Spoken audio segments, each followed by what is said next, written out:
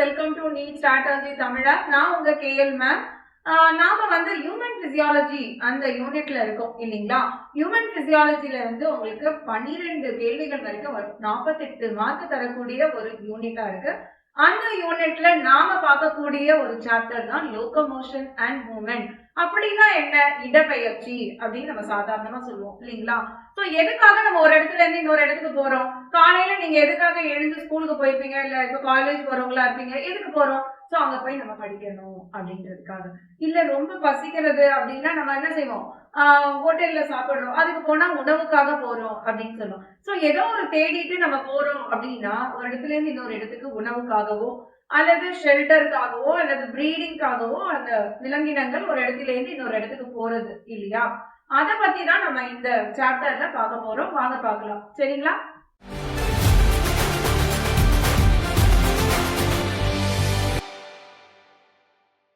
இந்த கிளாஸோட complete notes உங்களுக்கு வேணும்னா நம்ம டெலகிராம் சேனல் நீட் ஸ்ட்ராட்டஜிஸ் இன் தமிழை ஜாயின் பண்ணிக்கோங்க. இந்த QR கோட் ஸ்கேன் பண்ணாலும் சரி, டெலகிராம்ல நீங்க சர்ச் பண்ணாலும் சரி உங்களுக்கு கிடைக்கும். இதுல ஒவ்வொரு கிளாஸ் முடிஞ்ச உடனே நோட்ஸை PDF-ஆ ஃப்ரீயா அப்லோட் பண்ணிடுவோம். டவுன்லோட் பண்ணி உங்க ப்ரிப்பரேஷனுக்கு யூஸ் பண்ணிக்கோங்க.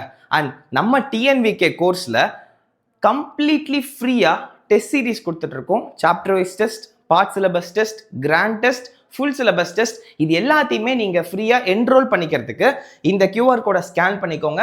ஆர் நீட் ஸ்ட்ராட்டஜிஸ் தமிழ் ஆப்பை பிளே ஸ்டோர்ல இருந்தும் ஆப் ஸ்டோர்ல இருந்தும் டவுன்லோட் பண்ணிட்டு நீங்க இந்த கோர்ஸ்ல ஃப்ரீயா ஜாயின் பண்ணிக்கிட்டீங்கன்னா எல்லா நோட்ஸும் உங்களுக்கு கிடைச்சிடும். அண்ட் எல்லா டெஸ்ட் சீரீஸுமே நீங்க எழுதிக்கலாம். நம்ம ஆப்பை யூஸ் பண்ணி நல்லா படிங்க. அண்ட் ஃப்ரீயா கிடைக்குதுன்னு இதை மிஸ் பண்ணிடாதீங்க. ப்ராப்பரா யூஸ் பண்ணுங்க. டெஃபினட்டா உங்க ரிசல்ட்ல பெரிய சேஞ்ச் இருக்கும். So locomotion and movement. Movement is one of the significant feature of living being. So இடப்பெயர்ச்சி அப்படின்னு சொல்றது வந்து ஒரு இடத்துல இருந்து இன்னொரு இடத்துக்கு போறது அப்படின்னு பாத்தீங்கன்னா உயிரினங்களுக்கு மிக முக்கியமான ஒரு காரணியா இருக்கு அப்படின்னு சொல்லலாம். Animals and plants exhibit a wide range of movements. So விலங்குகளும் தாவரங்களுமே என்ன செய்யுது? நமக்கு வந்து அந்த இடப்பெயர்ச்சியை காண்பிக்கிறது அப்படின்னு சொல்றாங்க. Streaming of protoplasm in the unicellular organism like amoeba. So amoeba-ல எப்படி இருக்கு மூவ்மெண்ட்ஸ் அப்படின்னு நீங்க பாத்தீங்கன்னா அவங்களோட புரோட்டோபிளாசமோட அந்த நகர்வுகள் அதுதான் நம்ம வந்து என்ன சொல்றோம்? ஸ்ட்ரீமிங் ஆஃப் புரோட்டோபிளாசம் அப்படின்னு சொல்றோம். Is a simple form of movement. அது வந்து ஒரு எளிய இடப்பெயர்ச்சி அப்படின்னு சொல்லலாம்.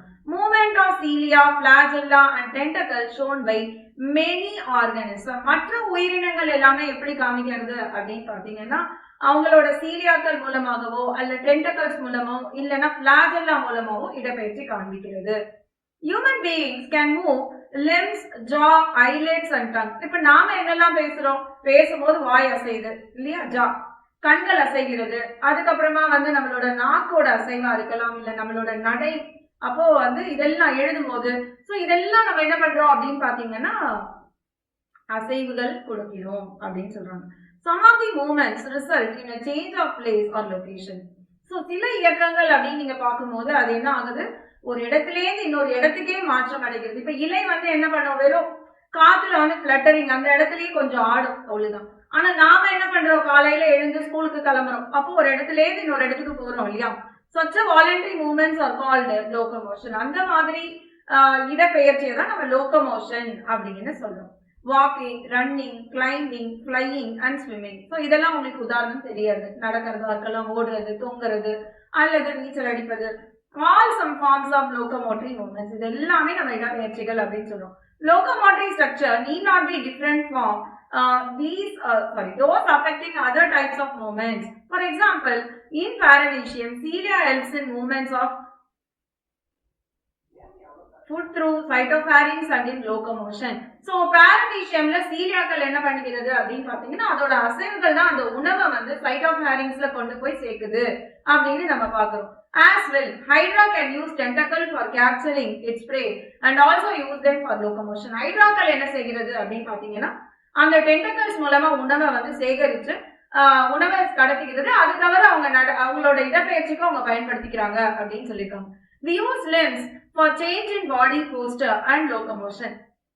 So நம்மளோட கால்கள் எதற்கு உதவுகிறது? நம்ம உட்கார்றதா இருக்கலாம் அல்லது எழுதும் போது வேற போஸ்டர்ல இருக்கும், இல்லையா, நீங்க கால் மேல கால் போட்டு உட்கார்றதா இருக்கலாம். சோ அதெல்லாமே நம்மளோட இடப்பெயர்ச்சியில கூட கன்சிடர் ஆகும் பாடி poster. The above observations suggest that movements and locomotion cannot be studied separately. So இது ரெண்டையும் பிரிச்சு பார்க்க முடியாது, ரெண்டும் ஒண்ணுதான் அப்படின்னு சொல்றாங்க. The two may be linked by stating that all locomotions are movements, but all movements are not locomotion. இது ஸ்டேட்மெண்ட்ல வரக்கூடிய ஒரு கேள்வியா இருக்கு இல்லீங்களா? சோ எல்லா இயக்கமும் இடப்பெயர்ச்சியை குறிக்கிறது, ஆனா எல்லா இடப்பெயர்ச்சியும் இயக்கத்தை குறிக்கிறது, எல்லா இயக்கமும் இடப்பெயர்ச்சி கிடையாது அப்படின்னு உங்களுக்கு விளக்கம் கொடுத்திருக்காங்க. புரியுறதா? சோ நான் வந்து என்ன சொல்ல வந்திருக்கேன் அப்படின்னு பாத்தீங்கன்னா, இந்த பத்தியில உங்களுக்கு இடப்பெயர்ச்சி லோகோமோஷன் அப்படின்றது ஒரு நாயானது உணவை தேடி எலும்பை தேடி தெரு தெருவா அலையிறதா இருக்கலாம் இல்லையா, ஒரு மீனோட நீச்சலா இருக்கலாம். சோ இது எல்லாமே நம்ம என்ன சொல்றோம் அப்படின்னா லோகோமோஷன் அப்படின்னு சொல்றோம். சோ இது வந்து வெவ்வேறு விதமா பண்ணலாம், அதாவது தசைகளால பண்ண முடியறதா இருக்கு, இல்ல சீலியாக்கள் இல்லைன்னா டென்டக்கல்ஸ், இந்த மாதிரி எது வேணா அவங்களுக்கு உதவியா இருக்கும். உதாரணமா நமக்கு பாரமீஷியம் கொடுத்திருந்தாங்க. பாரமீஷியம் என்ன பண்ணுது அப்படின்னு பாத்தீங்கன்னா, அதோட சீலியா மூலமா உணவை சைட்டோபாரன்ஸ்க்கு அனுப்புது இல்லீங்களா. அதே மாதிரி நீங்க பாத்தீங்கன்னா நம்மளோட ஹைட்ரா டென்டக்கல்ஸ் மூலமா உணவை சேகரிக்குது, அது தவிர அதோட லோகோமோஷனுக்கும் அதை பயன்படுத்திக்கிறது அப்படின்றதுதான் இந்த பத்தியில சொல்லியிருக்காங்க இல்லீங்களா. அடுத்தது பாத்தீங்கன்னா, methods of locomotion performed by animals vary with their habits and demand of situation. So எதற்காக அவங்க லோகோமோட் பண்றாங்க அப்படின்றது அவங்களோட சிச்சுவேஷனை பொறுத்து தான் அமைகிறது. However, locomotion is generally for search of food, உணவு, ஷெல்டர் அல்லது உறைவிடம் அல்லது பிரீடிங், இதை பொறுத்து தான் அவங்க வந்து இடம் தேடி அலைகிறார்கள் அப்படின்னு சொல்லலாம். Favourable climatic condition or to escape from enemies and predator. So ஒருவேளை அங்க இருக்கக்கூடிய சிச்சுவேஷன், அந்த கிளைமேட் ரொம்ப சில்லுன்னு மாறி இருக்கு, இல்ல ரொம்ப ஹாட்டா மாறி இருக்கு அப்படின்னும் போது மைக்ரேட் பண்றாங்க இல்லையா, பேர்ட்ஸ் எல்லாம் நம்ம பார்க்கறோம். ஸோ மைக்ரேஷன், அதுக்காகவும் அவங்க வந்து லோகோமோட் பண்றாங்க அப்படின்றது இந்த பேரால கொடுத்திருக்காங்க இல்லைங்களா. Types of moments. அடுத்தது, cells of human body exhibit three main types of movements, namely amoeboid, ciliary and muscular. So இந்த மாதிரி மூன்று விதமான மூவ்மெண்ட்ஸ் நம்மளால பார்க்க முடியாது. என்னலாம் அப்படின்னு பாத்தீங்கன்னா, அது அமீபாய்டா இருக்கலாம், சீலியரியா இருக்கலாம் அல்லது muscular. Some specialized cells in our body like macrophage and leukocytes in blood exhibit amoeboid movement. இல்லீங்களா. நம்மளோட WBC செல்ஸ் உங்களுக்கு ஞாபகம் இருக்கும்னு நினைக்கிறேன் இல்லீங்களா. இதெல்லாம் நியூட்ரோபில் அண்ட் மோனோசைட். இந்த நியூட்ரோபில் அண்ட் மோனோசைட் என்ன பண்ணும், பாகோசைட்டோசிஸ், செல் ஈட்டிங் அப்படின்னு நம்ம சொல்லுவோம் இல்லீங்களா. அதாவது ஒரு பாக்டீரியாவை பாக்குது இல்ல ஒரு பேத்தோஜனை பாக்குது அப்படின்னும் போது அது மெதுவா எப்படி ஒரு அமீபா வந்து சூடபோடியாவை போட்டு அது அழகா நகர முடியாம புடிச்சு விழுங்கிடுவோம், அந்த மாதிரி இந்த செல்கள் பாக்டீரியாவை நகர முடியாம போட்டு விழுங்கி அதை ப்ராசஸ் பண்ணி அழிக்கிறது தான் நம்ம பாகோசைட்டோசிஸ் அப்படின்னு சொல்லுவோம். சோ அந்த மூவ்மெண்ட் வந்து நம்ம WBC செல்கள் காண்பிக்கின்றன. Pseudopodia formed by streaming protoplasm in amoeba. Cytoskeletal elements like microfilaments are also involved in amoeboid movement அப்படின்னு நமக்கு கொடுத்திருக்காங்க. நான் உங்களுக்கு ஆல்ரெடி இதை பத்தி விளக்கமா சொல்லிட்டேன். Ciliary movements occur in most of our internal tubular organ. நம்மளுடைய குழாய் போன்ற உறுப்புகள்ல இந்த மாதிரியான சீலியரி மூவ்மெண்ட்ஸ், உதாரணமா நம்மளோட ரெஸ்பிரேட்டரி ட்ராக்ட் சொல்லுவோம் இல்லையா, அங்க வந்து நீங்க பாத்தீங்கன்னா நம்மளோட ட்ரக்கியா விண்டு பைப்பா இருக்கலாம் அல்லது பிராங்கையா இருக்கலாம், பிராங்கியோல்ஸா இருக்கலாம். சோ இதுல எல்லாம் என்ன இருக்கு அப்படின்னு பாத்தீங்கன்னா உங்களுக்கு சீலியா இருக்கு. சோ இந்த சீலியா வந்து என்ன பண்ணும் அப்படின்னு பாத்தீங்கன்னா, அது வந்து உங்களுக்கு ப்ரொபெல் பண்ணுது, டஸ்ட் எல்லாம் ப்ரொபெல் பண்ணுது. அதுக்கப்புறமா வந்து உங்களுக்கு அந்த பேத்தோஜன்ஸ் இல்லாம பாத்துக்கிறதுக்கு உதவி செய்கிறது அப்படின்னு நீங்க பிரீதிங் சாப்டர்ல படிச்சிருப்பீங்க இல்லையா. சோ அந்த மாதிரி மூவ்மெண்ட் தான் சீலியா பண்ணுது. அது தவிர நீங்க படிச்சிருப்பீங்க, இந்த ஓவரியில இருந்து ஓவா வரும் பொழுது அதை வந்து அழகா பெலோபியன் டியூப்க்கு எது நகர்த்துகிறது, இந்த சீலியரி மூவ்மெண்ட் தான். The coordinated movements of cilia in the trachea help us removing dust particle and some of the foreign substances. So தூசு தும்பு மட்டும் இல்லாம பேத்தோஜன்ஸையும் அது ரிமூவ் பண்ணுது. Along with the atmospheric air, அது எப்போ காற்றோட உள்ள வந்ததை வெளியே அனுப்பிடும். Passage of ova through the female reproductive tract is also facilitated by ciliary movement. So இந்த மாதிரி ஓவா நகர்தலுமே வந்து ciliary movement-ஐ பொறுத்து தான் இருக்கு அப்படின்னு சொல்லியிருக்காங்க.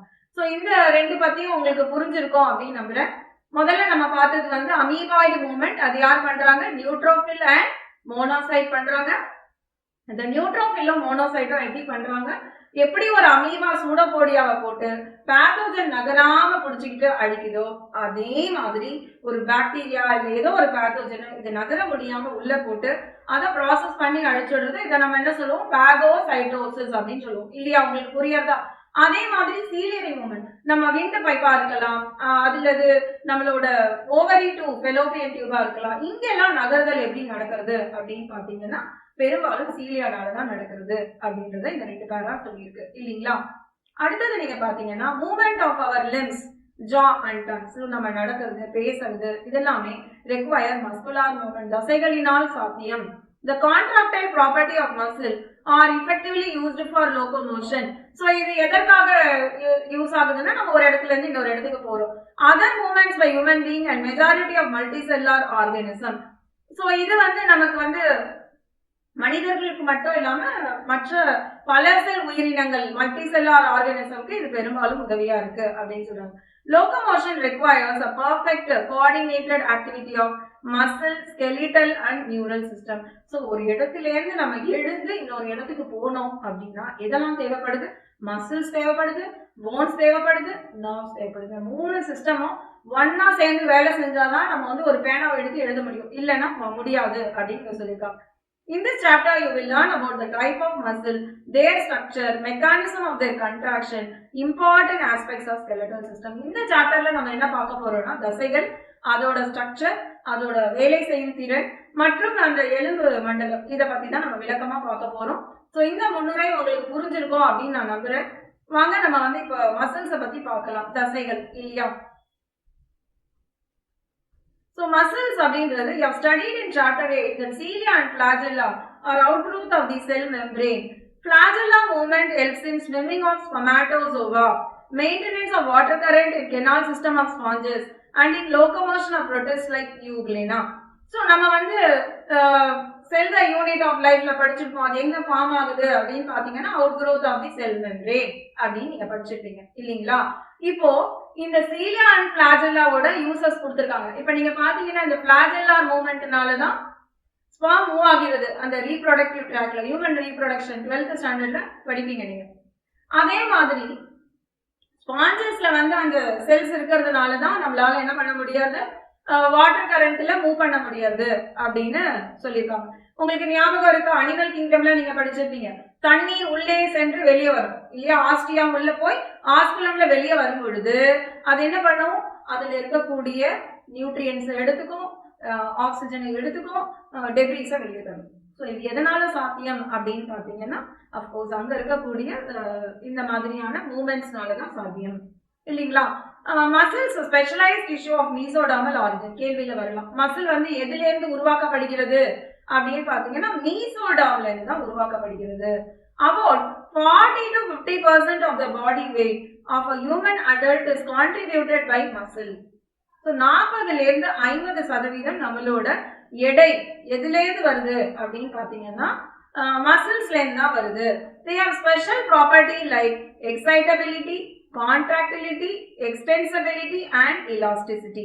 Excitability அப்படின்னா உணருதல் அப்படின்னு சொல்லலாம் இல்லைங்களா? உதாரணமா நம்மள யாராவது தொடும்போது நம்ம உணரணும். இல்ல டாக்டர் இருக்காரு, அவர் என்ன பண்றாரு, ஒரு சுத்தியல் வச்சு நம்ம எலும்பு தட்டுறாரு வச்சுக்கோங்களேன், நம்ம ரெஸ்பான்ஸ் பண்றோம் இல்லையா? அது வந்து எக்ஸைட்டபிலிட்டி. கண்ட்ராக்டபிலிட்டி, மசில்ஸ் நீங்க படிப்பீங்க, மயோசினும் ஆக்டினும் ஒன்றோட ஒன்று கண்ட்ராக்ட் ஆகினால்தான் நமக்கு தசைகள் சுருங்கி விரியும், அதுதான் கான்ட்ராக்டபிலிட்டி. எக்ஸ்டென்சபிலிட்டி, நீட்டுதல் சொல்லுவோம் இல்லையா தமிழ்ல.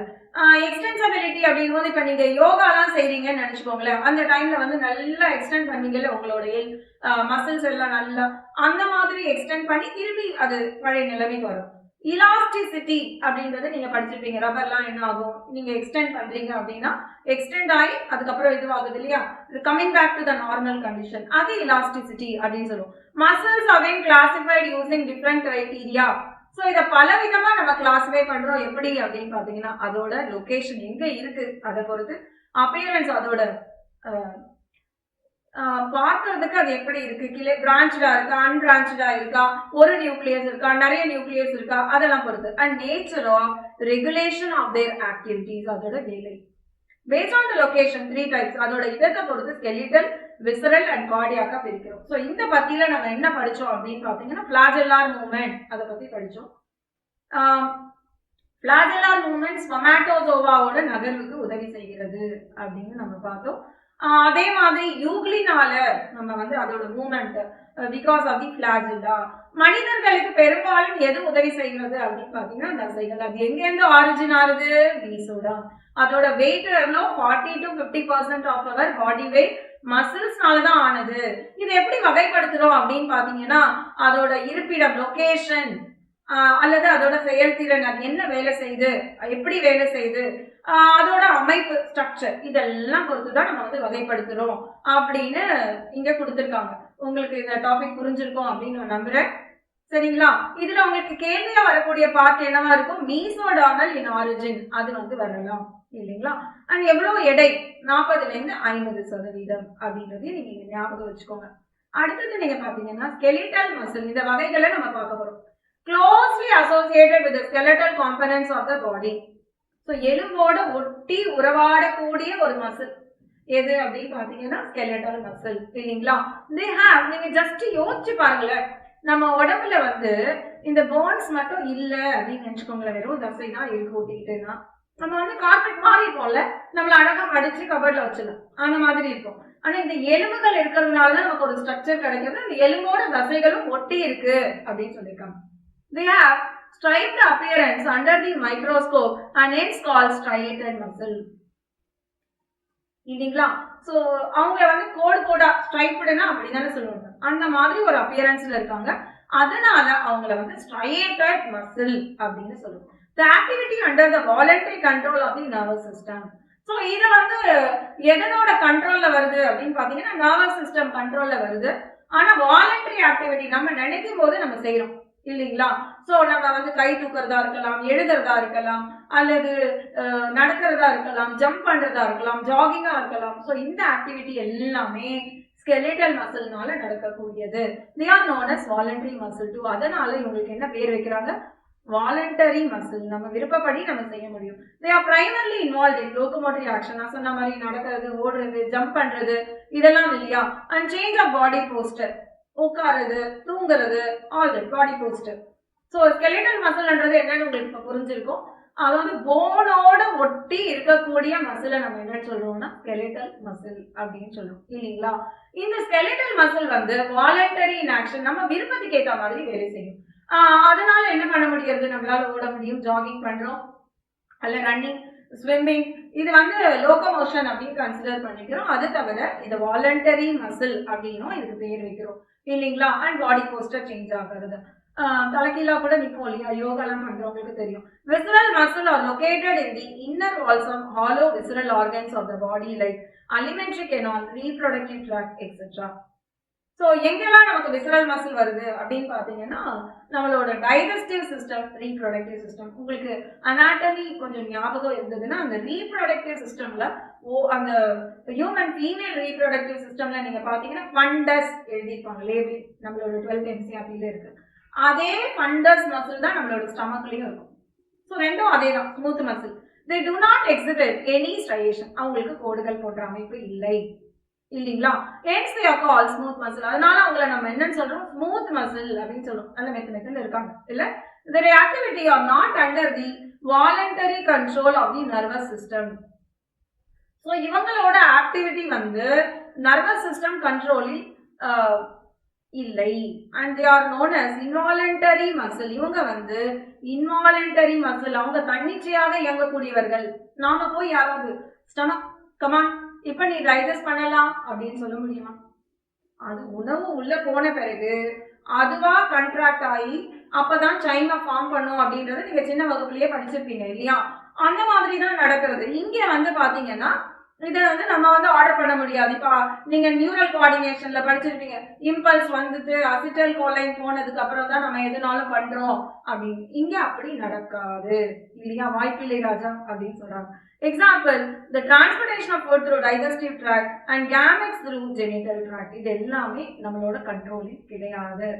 யாராவது ஸ்பாம கைட் பண்றாங்களா, பை த டைம் நீ கிராஸ் பண்ணி யூட்ரஸ, பை த டைம் நீ போய் ஃபெலோப்பியன் டியூபை ரீச் பண்ணு அப்படின்னு யாரும் கைட் பண்றது இல்ல. அதுவா நகருது அப்படின்றதான் நம்ம ஹியூமன் ரீப்ரொடக்ஷன்ல படிச்சிருக்கோம் இல்லையா. இந்த ரெண்டு மசில்ஸும் உங்களுக்கு புரிஞ்சிருக்கும் அப்படின்னு நான் நம்புறேன். R you clear? So skeletal muscle அப்படின்றது என்ன அப்படின்னா போனோட ஒட்டி உறவாடக்கூடிய ஒரு மசில். இது நம்ம விருப்பத்துக்கு ஏற்ற மாதிரி வேலை செய்யக்கூடிய ஒரு மசிலா இருக்கு. நம்ம எழுதுறது, வரைகிறது, அல்லது ஓடுறது இல்லையா, நம்மளோட போஸ்டர் சேஞ்சிங், நம்ம ஒரே மாதிரி உட்கார மாட்டோம்ல, அந்த மாதிரி மாற்றங்கள் கூட எதனால நடக்கிறது அப்படின்னா ஸ்கெலட்டல் மசில். இல்ல இப்ப நீங்க என்னோட கிளாஸ் கவனிச்சுட்டே இருக்கும்போது கூட கொஞ்ச நேரம் உட்கார்ந்து இருக்கலாம், இல்ல எழுந்து மொபைலை எடுத்துக்கிட்டே நடக்கலாம். ஸோ இந்த மாதிரியான போஸ்டர் சேஞ்சிங் எதனால நடக்குது அப்படின்னு பாத்தீங்கன்னா ஸ்கெலட்டல் மசில்னால தான் நடக்குது. விசரல் மசில் அப்படின்னு பாத்தீங்கன்னா நம்மளோட இன்வாலண்டரி மசில் அப்படின்னு சொல்றோம். இது வந்து நர்வஸ் சிஸ்டம் கண்ட்ரோல்ல கிடையாது. இதுல வந்து ஸ்ட்ரையேஷன்ஸும் கிடையாது. அதனால இந்த ஸ்மூத் மசில் அப்படின்னு சொல்றோம்.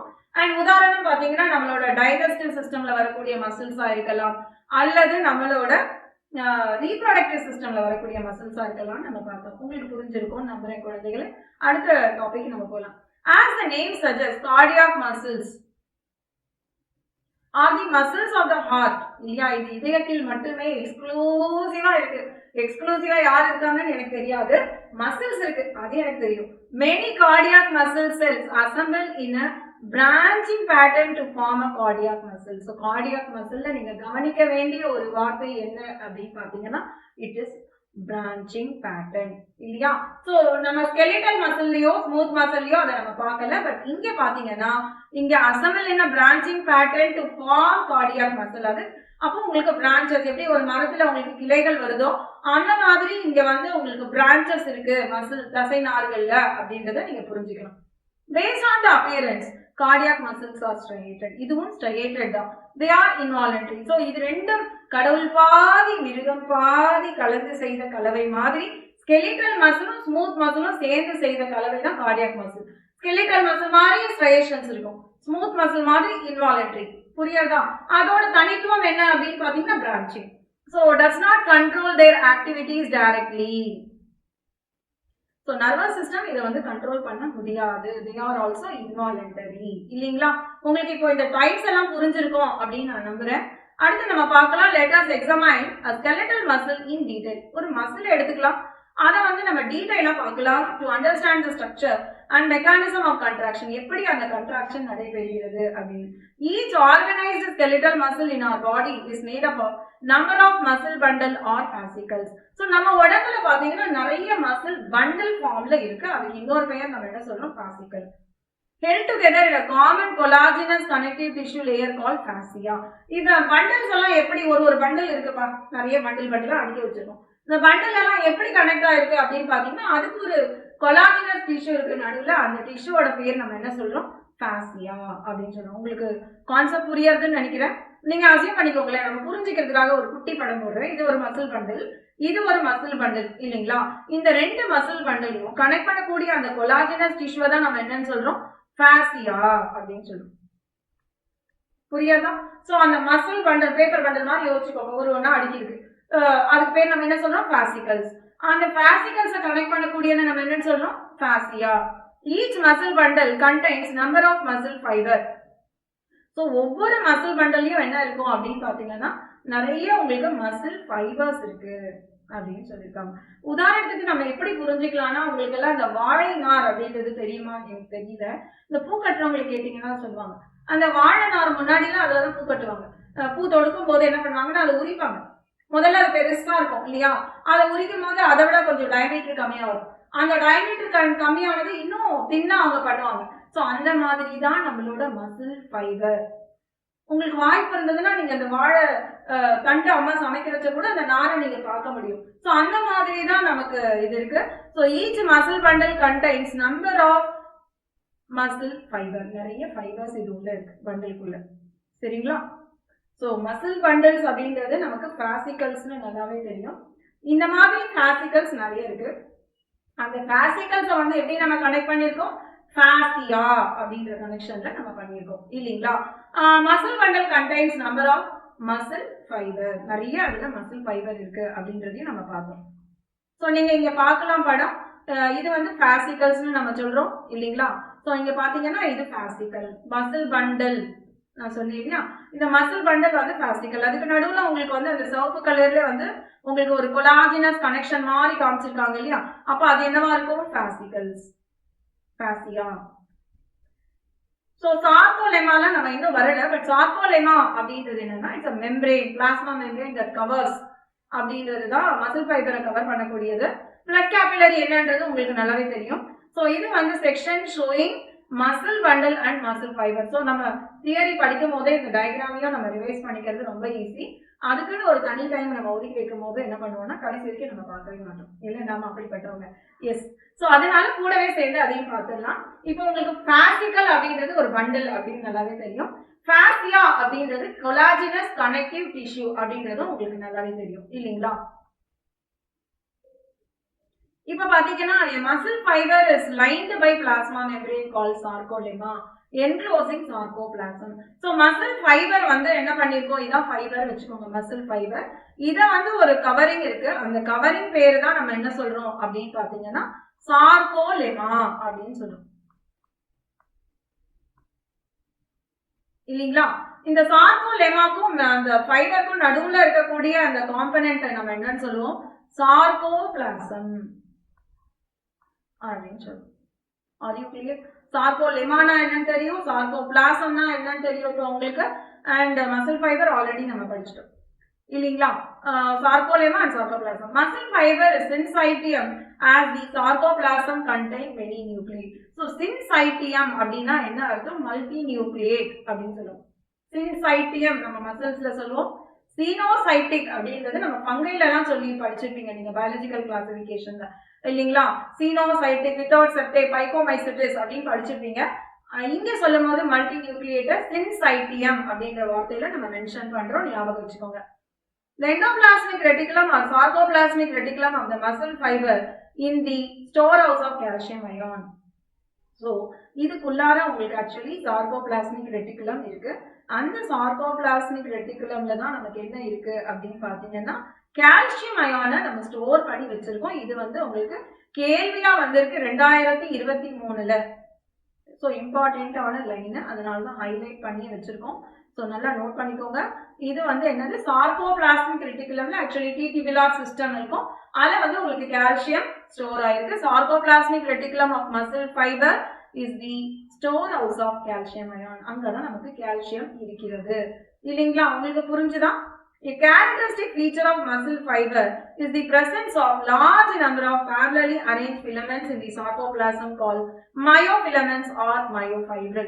So நான் ஆல்ரெடி உங்களுக்கு சொன்ன மாதிரி அந்த பூக்கட்டுற நார் முதல்ல ஒரு தடி ஃபிலமெண்ட் எடுத்தோம், அதுலேருந்து ஒன்று விரிச்சோம், அது மசில் ஃபைபர் அப்படின்னு வச்சுக்கிட்டீங்கன்னா அந்த மசில் ஃபைபர்ல இன்னும் நீங்க நிறைய நார் இருக்கும் இல்லையா, பின்ன எடுத்தீங்கன்னா அது மயோஃபைப்ரில். அதான் இந்த லைன் இல்லைங்களா.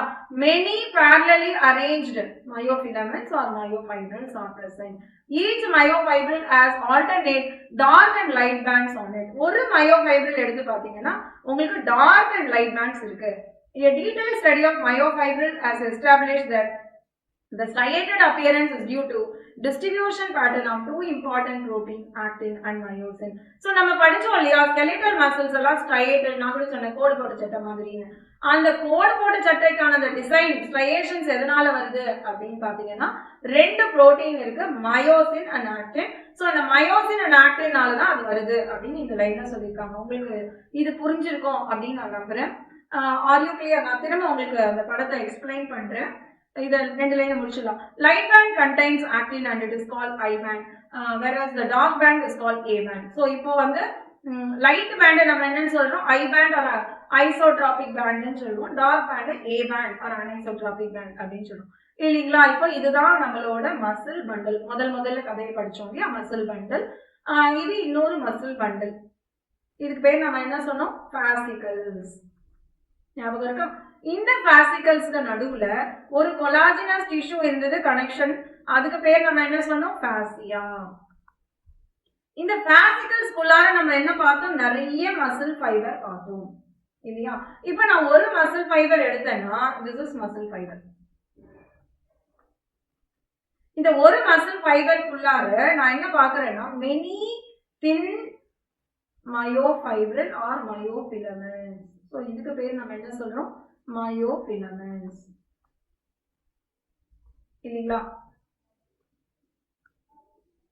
ஸோ மயோஃபிலமெண்ட்ஸ் ஆர் மயோஃபைப்ரில்ஸ் எப்படி வேணா சொல்லலாம். சரிங்களா? இப்போ உங்களுக்கு அதுக்கப்புறம் என்ன சொன்னோம்? இந்த மசில் ஃபைபரை சுத்தி ஒரு மெம்பரேன் இருக்குன்னு சொன்னோம். அது பேரு சார்கோலெமா. அப்போ மசில் ஃபைபருக்கும் சார்கோலெமாக்கும் இடைப்பட்ட பகுதியை நம்ம என்ன சொல்லுவோம்? சார்கோபிளாசம். ஞாபகம் இருக்கா? இந்த மசில் ஃபைபரை சுத்தி இருக்கக்கூடிய அந்த மெம்பரேன் பேரு சார்கோலெமா.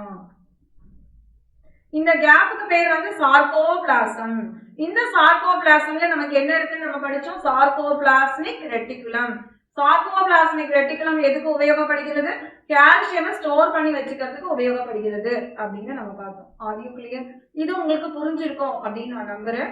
அதுக்கப்புறம் இந்த மசில் ஃபைபர் பத்தி நம்ம படிச்சோம். அப்கோர்ஸ் அதுல நிறைய parallelly அரேஞ்ச் மயோஃபிலமெண்ட்ஸ், அதுதான் உங்களுக்கு இங்க படத்துலயும் கொடுத்திருந்தாங்க. ஸோ இந்த ஈச் ஒன்னை நீங்க மசில் ஃபைபர் எடுத்துக்கிட்டீங்கன்னா இங்க பாருங்க மசில் ஃபைபர். அப்போ அந்த மசில் ஃபைபருக்குள்ளார நிறைய உங்களுக்கு மயோஃபைப்ரில் இருக்கு அப்படின்றது தான் உங்களோட கான்செப்டா இருக்கு இல்லைங்களா? ஸோ ஒரே ஒரு மயோஃபைப்ரில் எடுத்து நான் பார்த்தேன் அப்படின்னு பாத்தீங்கன்னா உங்களுக்கு ஆல்டர்னேட்டிவா ஏ பேண்ட் அண்ட் ஐ பேண்ட் இருக்கு. ஸோ இது ஏ, இது ஐ, இது ஏ, இது ஐன்னு வச்சுக்கலாம். ஸோ ஏ பேண்ட் அப்படின்றத நம்ம என்ன சொல்லுவோம்னா டார்க்கர் பேண்ட் அப்படின்னு சொல்லுவோம். I band is not darker. So again A band வந்து உங்களுக்கு டென்ஸ்லி பேக்டு ஃபைபர்ஸ் இருக்கிறதுனால அது வந்து நம்ம டார்க்கர் பேண்ட் அப்படின்னு சொல்லுவோம். ஸோ ஏ பேண்ட் அப்படின்றது அனைசோட்ராபிக் பேண்ட். ஐ பேண்ட் அப்படின்றது ஐசோட்ராபிக் பேண்ட். புரிஞ்சிருக்கும் அப்படின்னு நம்புறேன். அடுத்து நம்ம பார்க்கலாம். ஸோ ரெண்டு புரோட்டீன்கள் இருக்கு அப்படின்றத நம்ம படிச்சோம் இல்லையா? Myosin and actin. Both the proteins are arranged as rod-like structure parallel to each other and also to the longitudinal axis of myofibril. So இவங்க எங்க இருக்காங்க அப்படின்னு பாத்தீங்கன்னா ஏ பேண்டுக்கும் ஐ பேண்டுக்கும் மேல they are arranged like rod parallel to each other to the longitudinal axis of myofibril அப்படின்னா so நீங்க இங்க பாத்தீங்கன்னா உங்களுக்கு இங்க ஏ பேண்டுக்கு மேல என்ன இருக்கும் அப்படின்னு பாத்தீங்கன்னா மயோசின் இருக்கும். மயோசின். ஐ பேண்டுக்கு மேல என்ன இருக்கும் அப்படின்னு பாத்தீங்கன்னா ஆக்டின். ஆக்சுவலி அது ஐ பேண்டுக்கும் ஏ பேண்டுக்கும் மேல இருக்கும். So this is actin and this is myosin. சரிங்களா? Actin filaments are thinner as compared to the myosin filaments. Actin வந்து உங்களுக்கு கொஞ்சம் தின்னா இருக்கு, whereas myosin வந்து உங்களுக்கு கொஞ்சம் திக்கா இருக்கு இல்லைங்களா? So actin filaments are thinner as compared to that of the myosin filaments. Hence they are commonly called thin and thick filaments. So அதனால நம்ம என்ன சொல்றோம்னா thin filament and thick filament சொல்றோம். So actin வந்து ஒல்லியா இருக்கு, myosin வந்து திக்கா இருக்கு. ஞாபகம் வச்சுக்கோங்க, incorrect correct statementல வரலாம். In the center of I band an elastic fiber called Z line which bisects it. So I band க்கு நடுவுல உங்களுக்கு என்ன ஆகுது? ஒரு zigzag லைன் போகுது. அந்த லைனை வந்து நம்ம என்ன சொல்லுவோம்னா Z லைன் அப்படின்னு சொல்லுவோம். ஸோ நம்ம ஆல்ரெடி வரைஞ்ச படத்துக்கு போயிடுவோம். இங்க பாத்தீங்கன்னா இப்ப ஐ பேண்ட்ல உங்களுக்கு என்ன இருக்கு அப்படின்னு பாத்தீங்கன்னா ஒரு zigzag லைன் இருக்கு. இந்த zigzag லைனை தான் நம்ம என்ன சொல்லுவோம்? Z லைன் அப்படின்னு சொல்லுவோம். உங்களுக்கு புரியாதா? The thin filaments are firmly attached to the Z line. Thin filaments வந்து அதாவது actin attached to the Z line. The thick filaments in the A band are also held together in the middle of this band by thin fibrous membrane called M line. So thick filament in the A band என்னது? myosin. அதுவுமே வந்து இங்க நடுவுல நிக்கிறது எதனால அப்படின்னு பாத்தீங்கன்னா ஒரு M line அப்படின்ற ஒரு லைன் A bandலயும் இருக்கு. இப்போ உங்களுக்கு கான்செப்ட் புரியுதா? நமக்கு வந்து ரெண்டு பேண்ட் இருக்கு ஆல்டர்னேட்டிவா. ஒரு பேண்ட நம்ம என்னன்னு சொல்றோம்? ஏ பேண்ட் அப்படின்னு சொல்றோம் இல்லீங்களா? ஏ பேண்ட். அடுத்த பேண்ட நம்ம என்னன்னு சொல்றோம்? ஐ பேண்ட். இவங்க மாறி மாறி வரும். இந்த ஏ பேண்டுக்கு மேல நமக்கு கொஞ்சம் தடிமனான யார் இருக்கா? மயோசின். ஐ பேண்டுக்கு மேல யார் இருக்கா? ஆக்டின். இது படிச்சோம். அதுக்கப்புறம் ஐ பேண்ட்ல நடுவுல ஒரு zigzag லைன் பாஸ் ஆகுது. அதுக்கு பேர் நம்ம என்ன சொல்லுவோம் அப்படின்னு பாத்தீங்கன்னா Z லைன் அப்படின்னு சொல்லுவோம். சரிங்களா? Z line. அதே மாதிரி இந்த ஏ பேண்ட்ல இந்த மயோசின் அட்டாச் ஆயிருக்கிறது எதனால அப்படின்னு பாத்தீங்கன்னா ஒரு மிடில் லைன் போகுது. அதுக்கு பேர் நம்ம என்ன சொல்றோம்னா M லைன். இதுதான் இங்க சொல்லியிருக்காங்க. உங்களுக்கு புரிஞ்சிருக்கும் அப்படின்னு நம்புறேன். A and I bands are arranged alternatively throughout the length of myofibril. So A bandum I bandum உங்களுக்கு இந்த மாதிரி throughout அந்த myofibril எவ்வளவு தூரம் லென்த்தா இருக்கோ அவ்வளவு தூரத்துக்கு நீங்க இந்த ஆல்டர்னேட்டிவா A bandயும் I bandயும் மாற்றி மாற்றி பார்க்க முடியாது. The portion of the myofibril between two successive Z line is considered as the functional unit of contraction and it is called sarcomere. So அந்த மாதிரி இரண்டு இசட் லைனுக்கு நடுவுல உள்ள டிஸ்டன்ஸை நம்ம என்னன்னு சொல்றோம் அப்படின்னு பாத்தீங்கன்னா சார்கோமியர் அப்படின்னு சொல்றோம். In a resting state, the edge of the thin filament on either side of the thick filaments partially overlap the free ends of the thick filaments, leaving the central part of the thick filaments. இல்லைங்களா? So என்ன ஆகுது அப்படின்னு பாத்தீங்கன்னா resting ஸ்டேட்ல, அதாவது எந்த muscle கன்ட்ராக்ஷனும் இல்லை அப்படின்னும் போது the edge of thin filament on either side of the thick filament partially overlap, அதாவது நான் இங்க வரைஞ்சிருக்க பாருங்க, இந்த thin filament கொஞ்சம் ஓவர்லாப் ஆயிருக்கு, அதுக்கு மேற்புறமா வந்திருக்கு இல்லைங்களா, partially overlap அப்படின்னு இருக்கும். on free end of the thick filament, leaving the central part of the thick filament, central partக்கு அது வராது, பட் எட்ஜஸ்ல அது ஓவர்லாப் ஆயிருக்கும். இதே மாதிரி இங்க இன்னொரு ஒரு thick filament ஓட இருந்ததுன்னா இன்னொரு ஒரு இசட் லைன் ஆக்டின் வந்து ஓவர்லாப் ஆயிருக்கும். உங்களுக்கு புரியணும்? ஸோ நான் வந்து என்ன சொல்ல வந்தேன் அப்படின்னு பார்த்தீங்கன்னா, உங்களுக்கு இங்கே நம்ம படத்தில் பார்க்கலாம், உங்களுக்கு ஆல்டர்னேட்டிவா என்ன இருக்கு அப்படின்னு பார்த்தீங்கன்னா ஏ பேண்ட் ஐ பேண்ட், ஏ பேண்ட் ஐ பேண்ட் இருக்கு. ஸோ இது ஏ, இது ஐ, இது ஏ, இது ஐ. இந்த ஏ பேண்ட் எல்லாமே நம்ம என்ன சொல்றோம், டென்சர் பேண்ட், ஏன்னா அங்கே ஃபைபர்ஸ் எல்லாமே கொஞ்சம் நல்லா அடர்த்தியாக பேக் ஆயிருக்கு அப்படின்னு சொல்லலாம் இல்லைங்களா. ஏ பேண்ட் எல்லாமே அந்த மாதிரி இருக்கு. ஐ பேண்ட் வந்து அந்த மாதிரி இல்லை. சரி, இது நம்ம படிச்சோம். அதுக்கப்புறம் பாத்தீங்கன்னா இந்த ஏ பேண்டுக்கு மேல நமக்கு திக் ஃபிலமெண்ட் புரோட்டீன் இருக்கு, அதுக்கு பேர் நம்ம என்ன சொல்றோம் அப்படின்னு பாத்தீங்கன்னா மயோசின் அப்படின்னு சொல்றோம். அதே மாதிரி ஐ பேண்டுக்கு மேல உங்களுக்கு என்ன இருக்குன்னா ஆக்டின் அப்படின்னு இருக்கு இல்லைங்களா. இங்க ஒரு மயோசின் வரும், அதே மாதிரி இங்கேயும் உங்களுக்கு ஆக்டின் இருக்கும். சரிங்களா. இப்போ உங்களுக்கு என்ன இருக்கு, இங்க ஐ பேண்டுக்கு நடுவுல ஒரு இசட் லைன், ஜிக்ஸாக் லைன் இருக்கு, அது வந்து இந்த ஆக்டினோட கனெக்ட் ஆயிருக்கும் ஆக்சுவலி. சரிங்களா. இந்த மாதிரி இன்னொரு ஒரு இசட் லைன் இருக்கு இங்க. இந்த ரெண்டு இசட் லைனுக்கான டிஸ்டன்ஸ் நம்ம என்ன சொல்றோம் அப்படின்னு பாத்தீங்கன்னா இதை நம்ம சார்கோமியர் அப்படின்னு சொல்றோம். அதே மாதிரி இங்க ஏ பேண்ட்ல வந்து உங்களுக்கு ஒரு மிடில் லைன் போறது, அதுக்கு பேர் எம் லைன். இது வந்து அந்த ஏ பேண்டோட புரோட்டீன் மயோசினோட கனெக்ட் ஆயிருக்கு. At resting stage என்ன ஆகுது, நீங்க பாத்தீங்கன்னா அந்த edge of the thin filament overlap on the thick filament. இந்த edge வந்து இங்க overlap ஆயிருக்கும், அதே மாதிரி இந்த edge இங்க overlap ஆயிருக்கும், பட் சென்டர் வந்து ஒன்னும் ஆகல thick filamentல. உங்களுக்கு புரியாதா? சோ இததான் அந்த கடைசி இரண்டு வரிகள் வந்து நமக்கு சொல்லுச்சு. Either side of the thick filament partially overlap the free end of the thick filament, leaving the central part of the thick filaments. இல்லீங்களா? The central part of thick filament not overlapped by thin filament is called H zone. So அந்த மாதிரி அவங்க overlap ஆகாத அந்த இடத்த நம்ம என்னன்னு சொல்றோம்னா H zone, halo zone, Hensen disc அப்படின்லாம் அதுக்கு பேர் உண்டு. ஸோ அதுதான் எச் ஜோன் அப்படின்னு சொன்னோம். இங்க பாத்தீங்கன்னா உங்களுக்கு படம் காமிச்சிருக்காங்க. ஸோ ஏ பேண்ட் இதுதான், இது ஐ பேண்ட். அப்கோர்ஸ் இந்த ஐ பேண்டுக்கு நடுவுல போகக்கூடிய லைனை வந்து இந்த டார்க் ரிங் வந்து இசட் லைன் அப்படின்னு எடுத்துக்கிட்டீங்கன்னா இரண்டு இசட் லைனுக்குள்ள உள்ள டிஸ்டன்ஸ் நமக்கு என்னன்னு கொடுத்துருக்காங்க, சார்கோமியர். ஸோ இங்க வந்து உங்களுக்கு பார்ஷியலி ஓவர்லாப் ஆகாத அந்த இடத்துல வந்து என்ன ஆகுது, காலியா இருக்கிற இடத்த நம்ம என்சன் டிஸ்க் ஆர் எச் ஜோன் அப்படின்னு சொல்லியிருக்கோம், இங்க காமிச்சிருக்காங்க இல்லைங்களா. இது இசட் லைன் அப்படின்னு இங்க காமிச்சிருக்காங்க. ஏ பேண்ட் என்னன்னு உங்களுக்கு புரிஞ்சிருக்கு. So diagrammatic representation of anatomy of muscle fibre showing sarcomere இல்லைங்களா. ஸோ இதை தான் உங்களுக்கு இங்க படத்துல காமிச்சிருக்காங்க. இதையும் நம்ம எக்ஸ்பிளைன் பண்ணிட்டோம், உங்களுக்கு புரிஞ்சிருக்கும்னு நம்புறேன். Structure of contractile protein.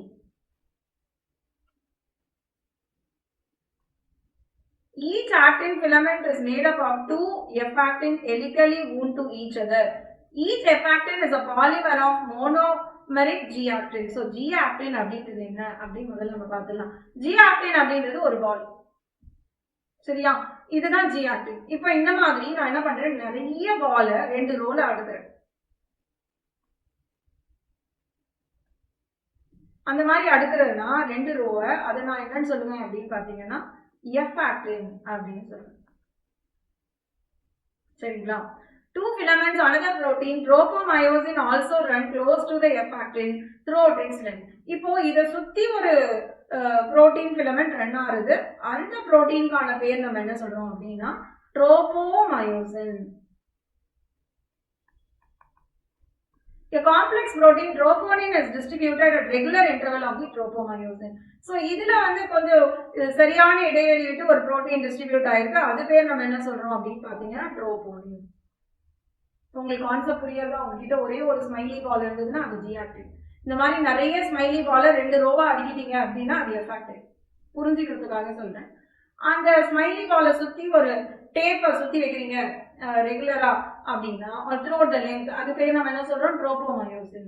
அந்த டேப்ல அங்கங்க டெக்கரேட்டிவ் ஐட்டம் ஆங்க்லெட்ஸ் மாதிரி ஏதோ ஒரு மாட்டீங்கன்னு நினைச்சுக்கோங்க, அது ட்ரோபோனின். ஸோ இதுதான் இதோட ஆக்டினோட structure. A complex protein troponin distributed at regular interval on tropomyosin. In the resting state, a subunit of troponin masks the active binding site of myosin. So நம்ம resting கண்டிஷன்ல என்ன ஆகுது, troponin mask the active binding site of myosin இல்லைங்களா? So troponin வந்து mask பண்ணுது ஆக்டினோட binding சைட்டை resting ஸ்டேட்ல அப்படின்னு சொல்லியிருக்காங்க. Each myosin filament is also polymerised protein. பாலிமரைஸ்னா நிறைய பெப்டைட் பாண்ட்ஸ் உள்ள ஒரு புரோட்டீனா தான் நம்ம பாலிபெப்டைட்ஸ் உள்ள ஒரு புரோட்டீன்ஸ் இல்லையா? Monomeric proteins are called meromyosin. constitute one thick filament. Each miromyosin has 2 important parts. So இது வந்து ஒரு பாலிமரைஸ்ட் புரோட்டீன் சொல்றோம். நம்ம நிறைய பாலிபெப்டைட்ஸ் அடங்கியது தான் பாலிமரைஸ்டு புரோட்டீன் அப்படின்னு சொல்லுவோம். ஸோ இதோட நிறைய மோனோமெரிக் புரோட்டீன்ஸ் இருக்குன்னு தானே அர்த்தம். பாலிமர் அப்படின்னாவே என்ன அர்த்தம், many number of monomer join. So இந்த மோனோமெரிக் யூனிட்டை நம்ம என்னன்னு சொல்றோம், மிரோமயோசின் அப்படின்னு சொல்றோம். Each miromyosinல 2 பகுதியா பிரிக்கிறோம், a globular end and a short arm and a tail. Forming called heavy miromyosin. The former அதாவது globular head நம்ம என்ன சொல்றோம்னா heavy miromyosin அப்படின்னு சொல்றோம். And later called light miromyosin. So தலை பகுதி, தலைனா weight, heavy miromyosin சொல்றோம். வால் பகுதி லைட், அதனால லைட் மிரோமயோசின் அப்படி ஞாபகம் வச்சுக்கோங்க. ஸோ யூஸ்வலா இதை நீங்க எப்படி ஞாபகம் வச்சுக்கலாம்னா ஒரு பாம்பு மாதிரி நீங்க ஞாபகம் வச்சுக்கோங்க. ஸோ பாம்போட தலை, அதோட வால் பகுதி. நான் இதெல்லாம் ரப்பா தான் வரைகிறேன் உங்களுக்கு புரியறதுக்காக. ஸோ இந்த தலைப்பகுதியை நம்ம என்னன்னு சொல்றோம்னா ஹெவி மிரோமயோசின் அப்படின்னு சொல்றோம். சரிங்களா? தலை வெயிட் ஹெவி அப்படின்னு ஞாபகம் வச்சுக்கோங்க. வால் பகுதி அது வந்து டெய்ல் வந்து அந்த அளவுக்கு ஹெவி இல்லை இல்லையா, அதை நம்ம என்ன சொல்றோம் லைட் மிரோமயோசின் அப்படின்னு சொல்லுவோம். இந்த தலைப்பகுதியை ஏன் ஹெவி வெயிட் தலை அப்படின்னு ஏன் சொல்றோம் அப்படின்னா அங்கதான் ஆக்டின்கான பைண்டிங் சைட்டும் ஏடிபி பைண்டிங் சைட்டும் 2 பைண்டிங் சைட்டுமே இங்கதான் இருக்கு. அதனாலதான் இவர் தலை வந்து வெயிட்டா இருக்கிறார் இல்லைங்களா? The heavy miromyosin has 2 components. It is short arm projects outward regular distance from each other. Polymerized filament is known as cross arm. The globular head is an active ATPase enzyme and binding site for ATP and active sites for actin. So 2 binding sites எங்க இருக்கு உங்களுக்கு, இங்க இருப்பதனால அதுதான் ரொம்ப முக்கியமானது. அதனால தான் நம்ம இந்த தலைப்பகுதியில இதுக்கு வந்து வெயிட்டேஜ் கொடுக்கிறோம். உங்களுக்கு புரிஞ்சுதா இது? ஸோ இப்போ நம்ம பார்த்த பகுதி இல்லையா, நம்மளோட இண்டிவிஜுவல் ஸ்மைலி பாலை தான் இங்க காமிச்சிருக்காங்க. நான் சொன்னேன் இல்லையா உங்ககிட்ட ஒரு ஸ்மைலி பால் இருக்கு. ஸோ இந்த மாதிரி ஒரு ஸ்மைலி பாலையா நான் 2 ரோ அடுக்குனேன்னா அதுக்கு பேர் நம்ம என்ன சொல்றோம், எஃபாக்டின். இந்த எஃபாக்டின் மேல நம்ம என்ன பண்ணோம், ஒரு ரிப்பன் மாதிரி அதை சுத்தணும் இல்லையா, அதுக்கு பேர் நம்ம என்ன சொன்னோம், ட்ரோபோமயோசின்.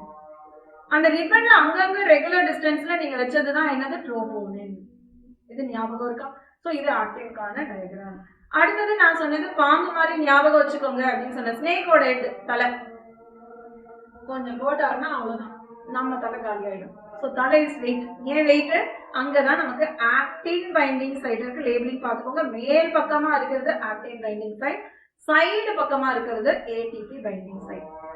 ஸோ ஹெட்டையும் கிராஸ் ஆமையும் நம்ம என்னன்னு சொல்லுவோம்னா ஹெவி மிரோமயோசின் அப்படின்னு சொல்லுவோம். வால் பகுதியில எந்த பைண்டிங்கும் இல்லை இல்லைங்களா, ஸோ அவர் வந்து லைட் மிரோமயோசின் அப்படின்னு சொல்லுவோம். ஸோ இது வந்து actin filament and myosin monomer கொடுத்துருக்காங்க. Are you clear? இதுதான் படம்.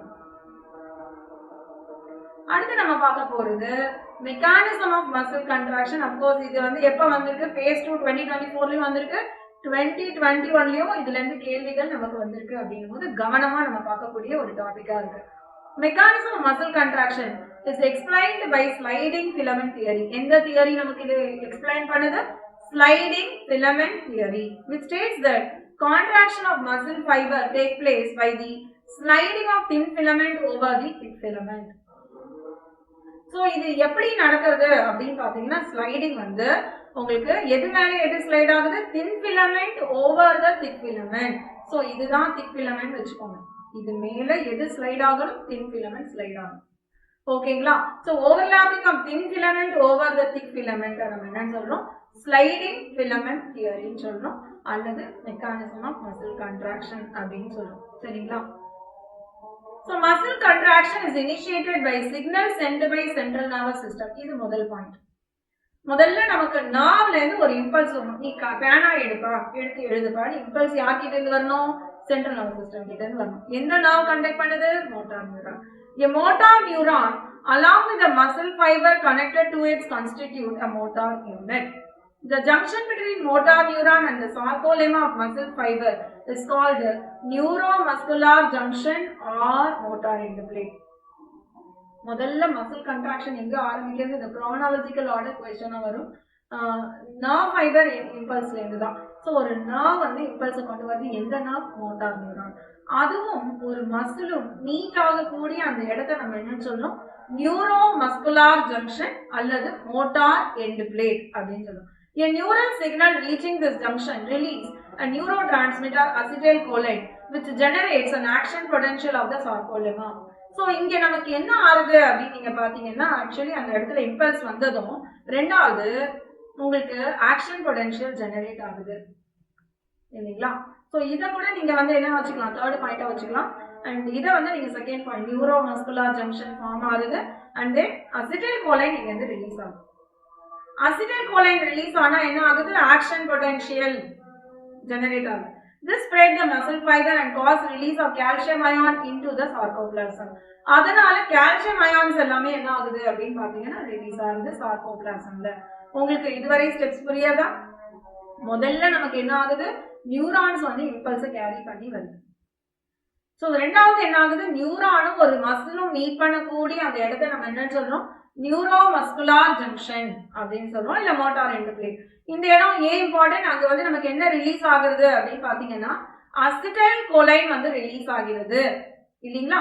இந்த அசிடைல்கோலைன் ரிலீஸ் ஆனதும் நமக்கு என்ன ஆகும்? இது ஃபுல்லா ஆக்ஷன் பொட்டன்ஷியல் இம்பல்ஸ் ஃபுல்லா மசில் ஃபைபர் உள்ளார பூரா பரவுது. ஒரு கலர் வந்து ஒரு தண்ணி பாட்டில் எடுத்துக்கிட்டீங்க, அந்த தண்ணி பாட்டில் எட்ஜில் வந்து நீங்க என்ன பண்ணீங்க? ஒரு ப்ளூ கலர் கறி போட்டீங்க. கொஞ்ச நேரம் கழிச்சு பாத்தீங்கன்னா என்ன ஆகும்? அந்த தண்ணி பூரா நீல நிறமா மாறி இருக்கும் இல்லையா? அந்த மாதிரி இந்த இம்பல்ஸ் மசில் ஃபைபர் பூராம பரவுது. அப்படி பரவும் போது சார்கோபிளாஸ்மிக் ரெட்டிகுலம்ல இருந்து என்ன ரிலீஸ் ஆகுது அப்படின்னு பாத்தீங்கன்னா கால்சியம் அயான்ஸ் ரிலீஸ் ஆகிறது. சரிங்களா? அப்ப அதை நான்காவது பாயிண்டா நீங்க எடுத்துக்கோங்க. கால்சியம் அயான் ரிலீஸ் ஆகுது. Increase in calcium level leading to binding of calcium with subunit of troponin on actin filaments and thereby remove masking of active sites of myosin. So இது வந்து உங்களுக்கு 2018ல கேட்டிருக்காங்க. இது அஞ்சாவது பாயிண்டா வச்சுக்கோங்க. இப்ப கால்சியம் யாரோட போய் உட்கார்ந்தாங்க அப்படின்னு பாத்தீங்கன்னா கால்சியம் போயிட்டு நம்மளோட ட்ரோபோனினோட உட்கார்ந்தாங்க.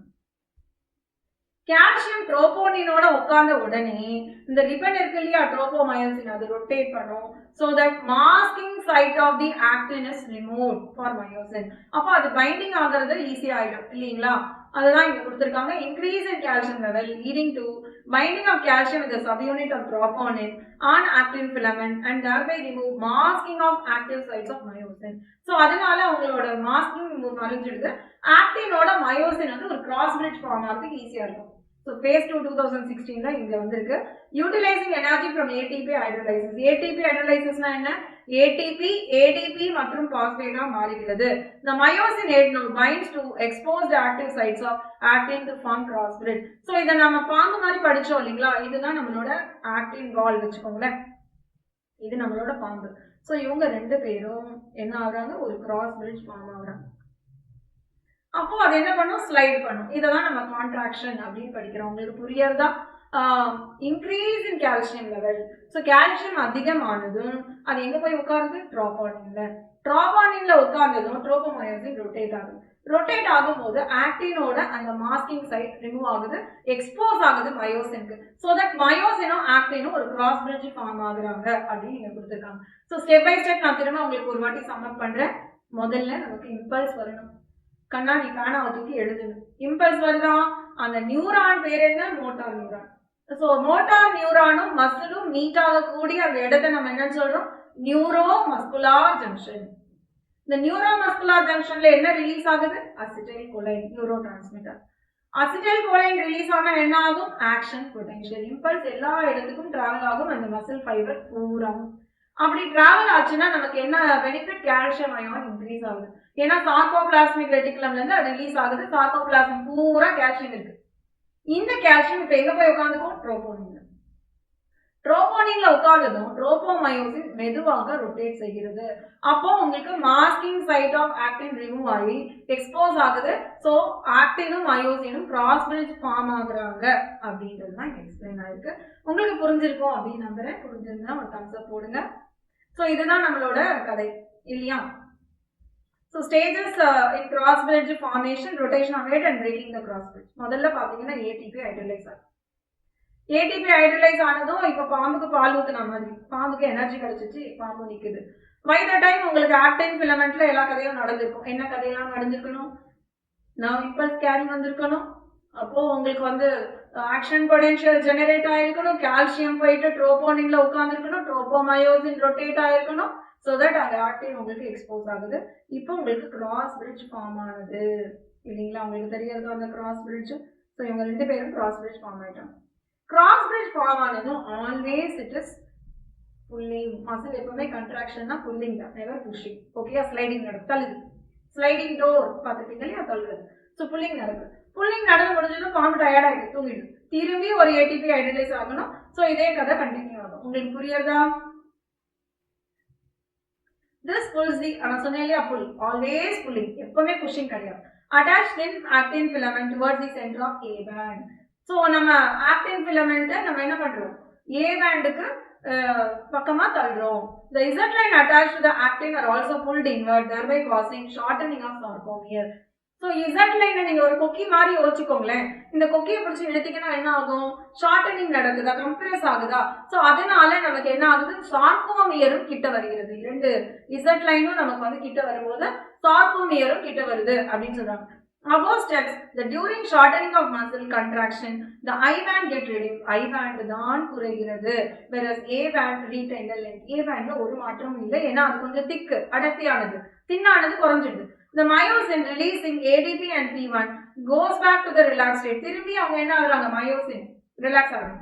A new ATP binds to the cross bridge is broken. திரும்பி ATP broke ஆனதும் again hydrolyzed to the myosin head and cycle of cross bridge formation திரும்பவும் நடக்கிறது. புரியுறதா உங்களுக்கு? ஸோ முதல்ல வந்து என்ன நடக்கணும்? நர்வ் இம்பல்ஸ் கேரி ஆகுது மோட்டார் நியூரான் வழியாக இல்லைங்களா? உங்களுக்கு என்னோட ஹேண்ட் ரைட்டிங் புரியுதுன்னு நினைக்கிறேன்.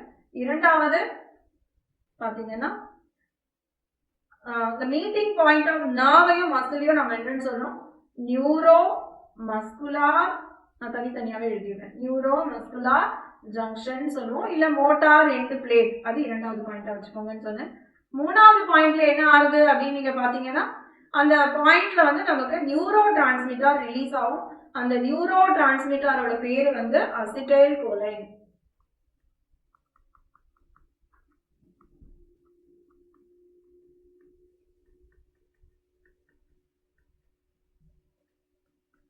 இந்த அசிடைல் கோலைன் வந்து ரிலீஸ் ஆகும்போது அந்த இம்பல்ஸ் என்ன ஆகுது? ஃபுல்லா ஆக்ஷன் பொட்டன்ஷியல் ஜெனரேட் ஆகுது அப்படின்னு நம்ம பார்த்தோம் இல்லைங்களா? Action potential. ஆக்ஷன் பொட்டன்ஷியல் போனதும் ஐந்தாவது பாயிண்ட் நம்ம என்ன பார்த்தோம்? கால்சியம் அயான்ஸ் ரிலீஸ் ஆகும். இந்த கால்சியம் எங்க போய் உட்கார்ந்துரும்? ட்ரோபோனினோட உட்காரும். பிளஸ் கால்சியம் உட்காருதா? அதுக்கப்புறம் என்ன ஆகுதுன்னு நீங்க பாத்தீங்கன்னா tropomyosin rotates.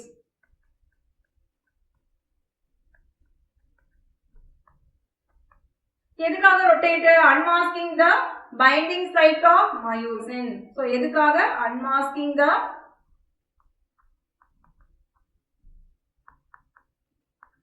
binding site of myosin. மயோசினோட பைண்டிங் சைட்டை அன்மாஸ்க் பண்ணுது. பை த டைம் உங்களுக்கு மயோசின்ல என்ன நடக்கும் அப்படின்னு பாத்தீங்கன்னா ஏடிபி ஹைட்ரலைஸ் ஆயிடும். ATP hydrolase. சோ அதனால நமக்கு என்ன ஆகும்? கிராஸ் பிரிட்ஜ் ஃபார்ம் ஆகிறது இல்லையா?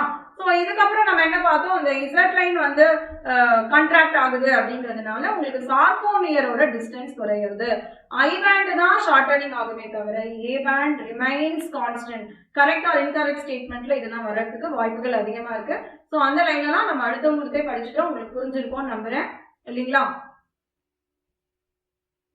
And breakage of repeated causing further sliding. திரும்பியும் நடக்கும் இல்லையாப்பா? நீங்க என்ன ஒரே ஒரு வாட்டி பேனால் எழுதிட்டு உட்காந்துருவீங்களா? திரும்ப திரும்ப பேனா எடுப்போம், திரும்ப திரும்ப எழுதுவோம், எல்லாம் செய்வோம். கரெக்டா?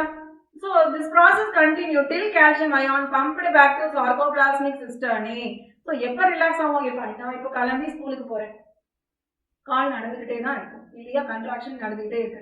மயோசினும் ஆக்டினும் பிரிட்ஜ் ஃபார்ம் பண்ணணும், ஸ்லைடிங் நடக்கணும், நான் கண்ட்ராக்ஷன் நடக்குது, நான் நடந்து போயிட்டே தான் இருக்கேன். எப்போ அது நிற்கும்? நான் என்னோட டெஸ்டினேஷனை ரீச் ஆயிட்டேன். அப்ப கால்சியம் என்ன ஆகும்? திரும்பியும் போயிட்டு சார்கோபிளாசம்ல உட்காந்துக்கும் இல்லையா? So calcium ions pumped back to the sarcoplasmic cisternae resulting in the masking of actin filament. So calcium திரும்பி போயிடுச்சுன்னா திரும்பியும் நம்ம actin மூடி வச்சிரும், மாஸ்கிங் போட்டுரும். This causes the return of Z line back to their original position. அப்ப திரும்பியும் Z line என்ன ஆகுது? அதோட ஒரிஜினல் பொசிஷனுக்கு போயிடுது. இந்த கண்டிஷனை நம்ம என்னன்னு சொல்றோம்? ரிலாக்ஸேஷன் அப்படின்னு சொல்றோம். The reaction time of the fiber can vary in different muscles. So ஒரு மசிலுக்கு ஏத்த மாதிரி ரிலாக்ஸேஷன் மாறும். Repeated activation of muscle can lead to the accumulation of lactic acid due to anaerobic breakdown of glycogen in them. நீங்க ஒரே போஸ்டர்ல ரொம்ப நேரம் உட்கார்ந்து இருந்தீங்கன்னா என்ன சொல்வீங்க? மேம் மறந்து போயிடுச்சு மேம் அப்படின்னு சொல்லுவீங்களா? கொஞ்ச நேரம் நடந்துட்டு வரேன்.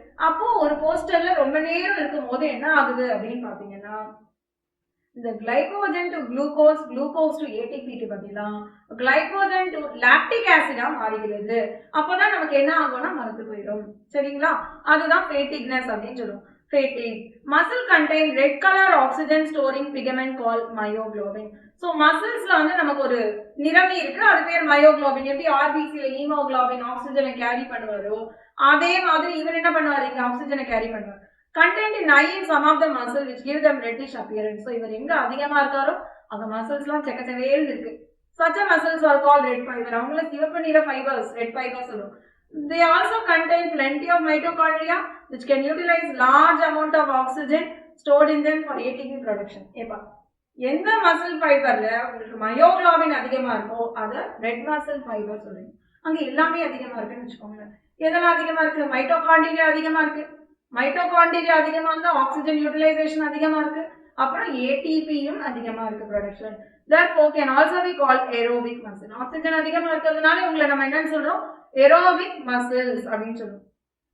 On the other hand, some of the muscle possess very less quantity of myoglobin. கொஞ்சம் ஒன்று தான் இருக்கு myoglobin அப்படின்னும் போது they appear pale or whitish. கொஞ்சம் வெள்ளை நிறமா இருப்பாங்க. they are white fiber அப்படின்னு நம்ம சொல்றோம். Number of mitochondria few, but amount of sarcoplasmic reticulum is high. So இவங்களுக்கு வந்து மைட்டோகாண்ட்ரியா குறைவு, அப்போ ஆக்சிஜன் யூட்டிலைசேஷன் குறைவு, ஏடிபி கம்மியா இருக்கும், பட் சார்கோபிளாசம் அதிகமா இருக்கிறது. It depend on anaerobic process of energy. So இது வந்து வேகமா நடக்கும் ஒயிட் மசில் ஃபைபர்ல வேலை, ஆனா கொஞ்ச நேரத்துக்கு தான் நடக்கும். ரெட் மசில் ஃபைபர் ஸ்லோவா தான் நடக்கும், ஆனா ரொம்ப நேரத்துக்கு நடக்கும். உதாரணமா நம்ம வந்து பார்த்துருப்போம், நிறைய பேர் வந்து வேண்டிக்கிட்டு பழனி முருகர் கோயிலுக்கு நடந்தே வரேன்னு வேண்டிப்பாங்க, திருப்பதிக்கு நடந்தே வரேன், வேளாங்கண்ணி அம்மாவுக்கு நடந்து வரேன்னு சொல்லி வேண்டிக்கிறாங்க. அவங்க எல்லாம் நடக்கிறாங்க இல்லையா? ரொம்ப தூரம் கொஞ்சம் கொஞ்சமா நடந்து 2 நாள்லயும் 3 நாள்லயும் அவங்க எங்க இருந்து ஆரம்பிச்சாங்கன்றதை பொறுத்து அவங்க ரீச் ஆகுறாங்க. அப்ப இது என்ன muscle fibre? Red muscle fibre. ரொம்ப நாளைக்கு வேலை செய்யுது, பட் ஸ்லோவா. கரெக்டா? மேரத்தான் கூட நீங்க எடுத்துக்கலாம். அதே ஒயிட் மசில் ஃபைபர் எடுத்துக்கோங்களேன். உதாரணமா நம்மளோட கண்கள். பரதநாட்டியம் டான்ஸர் என்ன பண்ணுவாங்க? இந்த ஐஸை ரொட்டேட் பண்ணுவாங்க, இப்படி இப்படி. டீச்சர்ஸ் கூட ரொட்டேட் பண்ணுவாங்க, ஆனா அந்த அளவுக்கு வேகமா ரொட்டேட் பண்ண மாட்டாங்க. இந்த ரொட்டேட் பண்ணும்பொழுது அந்த பரதநாட்டியம் டான்சர்ஸ் வந்து ரொட்டேஷன் வந்து ஃபாஸ்டா பண்ணுவாங்க, பட் கொஞ்ச நேரத்துக்கு தான். அதே ரொட்டேட் பண்ணிட்டு இருந்தோம்னா நம்ம கொஞ்சம் பெயிண்ட் ஆயிடும், மயக்கம் ஆயிடும் இல்லையா? ஸோ அதுதான் ஃபாஸ்ட் மசில் ஃபைபருக்கான உதாரணம்.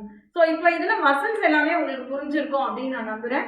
ரெட் மசில் ஃபைபர்னா மயோகுளோபின் அதிகம், மைட்டோகாண்ட்ரியா அதிகம், ஆக்சிஜன் அதிகம், ஏடிபி அதிகம்.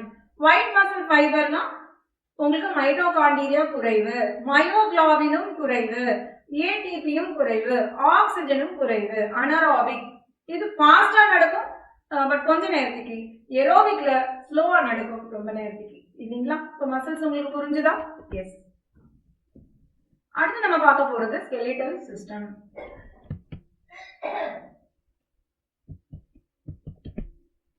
ஸ்கெலிட்டல் சிஸ்டம்ல வந்து உங்களுக்கு கேள்விகள் 2020 மற்றும் 19 இந்த 2 வருஷமும் வந்திருக்கு. ரொம்ப ஈஸியான ஒரு சாப்டர், நம்மளே நம்ம மாடலா வச்சுட்டு ஜாலியா படிக்கக்கூடிய ஒரு chapter. It consists of framework of bones and a few cartilage. இது எதெல்லாம் இன்க்ளூட் ஆகுதுன்னா எலும்புகளும் கார்டிலேஜும் இதுல இன்க்ளூட் ஆகுது. This system has a significant role in movement shown by the body. So இதுல வந்து நான் ஆல்ரெடி உங்களுக்கு சொன்னேன் இல்லையா, நீங்க நினைச்சுக்கோங்களேன், இப்போ ஜாக்கி சான் ஒரு சண்டை போடுறதா இருக்கலாம், இல்ல மைக்கேல் ஜாக்சனோட டான்ஸா இருக்கலாம், அவங்களோட அந்த வளைவுகள், அந்த மூன் வாக்கு, இதெல்லாம் எப்படி பாசிபிள் அப்படின்னு பாத்தீங்கன்னா எலும்புகளும் செய்யணும் இல்லையா? ஜஸ்ட் இமேஜின் அங்க எலும்பு மட்டும் இல்லைன்னா எப்படி இருக்கும்? ஒரு கார்பெட் காத்துல ஆடுற மாதிரி தான் இருக்கும், துணி வந்து காஞ்சுதுன்னா ஆடுற மாதிரி தான் இருக்கும் அந்த மூன் வாக்கெல்லாம். கரெக்டா? சோ அந்த மாதிரியான ஒரு மூவ்மெண்ட் எல்லாம் எதனால பாசிபிள்னா எலும்புகளால தான் possible. Imagine chewing food without a jaw bones and walking around without limb bones.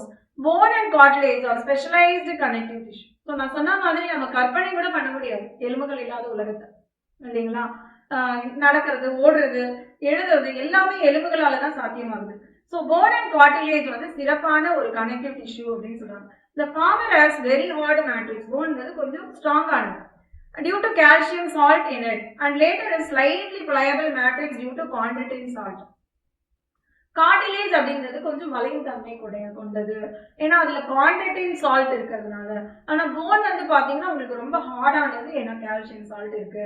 In human being, the system is made up of 206 bones. 206 போன்கள் இருக்கு and a few cartilage. It is grouped into two principal division, axial and appendicular skeleton. So இது ரெண்டு பிரிவுகளா நம்ம படிக்கிறோம், axial and appendicular. axialல உங்களுக்கு எத்தனை போன்கள் இருக்கிறது அப்படின்னு பாத்தீங்கன்னா 80 போன் இருக்கு, distributed along the main axis of the body. So இது வந்து நம்ம main axisல நம்ம போட்டுருக்கோம். The skull, vertebral column, sternum and ribs constitute the axial skeleton. இதெல்லாம் வந்து axial skeletonல வருது அப்படின்னு பாத்தீங்கன்னா நம்மளோட மண்டை, அதுக்கப்புறம் நம்மளோட vertebral column, அதுக்கப்புறம் நம்மளோட ஸ்டர்னம் மார்பக எலும்பு, அதுக்கப்புறம் ரிப்ஸ் விலா எலும்புன்னு சொல்லுவோம் இல்லையா, இதெல்லாமே வந்து axial skeletonல வருது. Skull composed of, ஸோ இதுதான் உங்களோட ஹியூமன் ஸ்கல்லோட வியூ. இதுல பாத்தீங்கன்னா நம்மளோட போன்ஸ் எல்லாமே லிஸ்ட் அவுட் பண்ணியிருக்காங்க. ஸ்பீனாய்ட் அப்படின்றது நீங்க இந்த சைட்ல வரக்கூடிய இந்த போன், எத்துமாய்ட் அப்படின்றது இந்த மூக்குக்கு மேல வரக்கூடிய இந்த போன், சரிங்களா? ஃப்ரான்டல்ன்றது நெற்றி பகுதி வச்சுக்கலாம். அதுக்கப்புறம் டெம்போரல் போன் அப்படின்றது இந்த காது பகுதியில வரக்கூடிய போனை வந்து நம்ம டெம்போரல் அப்படின்னு சொல்லுவோம். பரைட்டல் அதுக்கு பின்புறம், அதாவது டெம்போரலுக்கு சைட்ல வரக்கூடிய நம்ம பரைட்டல் சொல்லுவோம். ஆக்சிபிட்டல் என்றது மண்டையோட பின்புறம், சென்டர் ஆக்சிபிட்டல், அங்கதான் உங்களுக்கு அந்த ஆக்சிபிட்டல் காண்டைலுமே இருக்கு, அதுல அந்த வெர்டிபிள் காலம் ஒன்னா சேரும், சரிங்களா? சோ காண்டைல் அப்படின்றது நீங்க எப்படி வச்சுக்கலாம், இது காண்டைல் இல்லைங்களா, இது காண்டைல் வச்சுக்கோங்களேன். இப்ப வெர்டிபிள் காலம் எப்படி இருக்கும்னா இதுல வந்து சேர்ற மாதிரி இருக்கும், இது வெர்டிபிள் காலம். சோ ஒரு குழி மாதிரியும் அந்த காண்டைல்ன்றது கொண்டை மாதிரியும் வச்சுக்கோங்க, அந்த மாதிரி ஒரு ஜாயினிங் இங்க இருக்கு. ஸோ ஆக்சிபிட்டல் காண்டைல், காண்டைல்னா கொண்டை மாதிரி ஒரு அமைப்பு, சரிங்களா? ஸோ என்னெல்லாம் போன் நம்ம பார்த்தோம், இது ஃப்ரான்டல், இது சைட்ல வரக்கூடியது ஸ்பீனாய்ட், அண்ட் மூக்குக்கு மேலே எத்துமாய்டு சொன்னேன், காது ஓரங்கள்ல டெம்போரல் 2 போன், அது பரைட்டல் காதுக்கு பின்புறம் வரக்கூடியது, அண்ட் ஆக்சிபிட்டல் நமக்கு மண்டையோட பின்பகுதியில சென்டர்ல இருக்கக்கூடியது, அது காண்டைலா இருக்கு அப்படின்னு சொல்லியிருக்காங்க. கொஞ்சம் எழும்புனா மாதிரி, கொண்டை பகுதி மாதிரி, இல்லைங்களா? இது தவிர வேற என்னெல்லாம் போன் போட்டிருக்காங்க, லாக்ரிமல் போன், கண்ணுக்கு கீழே நீங்க தொட்டு பாத்தீங்கன்னா அந்த உருண்டையா ஓவலா ஒரு கேவிட்டி இருக்கு இல்லையா, லாக்ரிமல். நேசல் மூக்கு பகுதியில் இருக்கக்கூடிய போன். ஜைகோமேட்டிக் சிக்ஸ் இந்த bone. Maxilla upper jawbone, mandible lower jawbone. Hyoid வந்து உங்களுக்கு இந்த பக்கல் கேவிட்டியில வரக்கூடிய ஒரு போன், சரிங்களா? Hyoid bone. இதெல்லாம் உங்களுக்கு டயக்ராமேட்டிக் ஆஃப் ஹியூமன் ஸ்கல்ல கொடுத்திருக்காங்க. Cranial, facial around 22 bones. So எவ்வளோ போன்ஸ் இருக்கு கிரேனியல்லையும் ஃபேஷியல்லையும் மொத்தமா உங்களுக்கு 22 போன்ஸ். அதுல கிரேனியல் மட்டும் எடுத்தீங்கன்னா உங்களுக்கு 8 போன் இருக்கும்.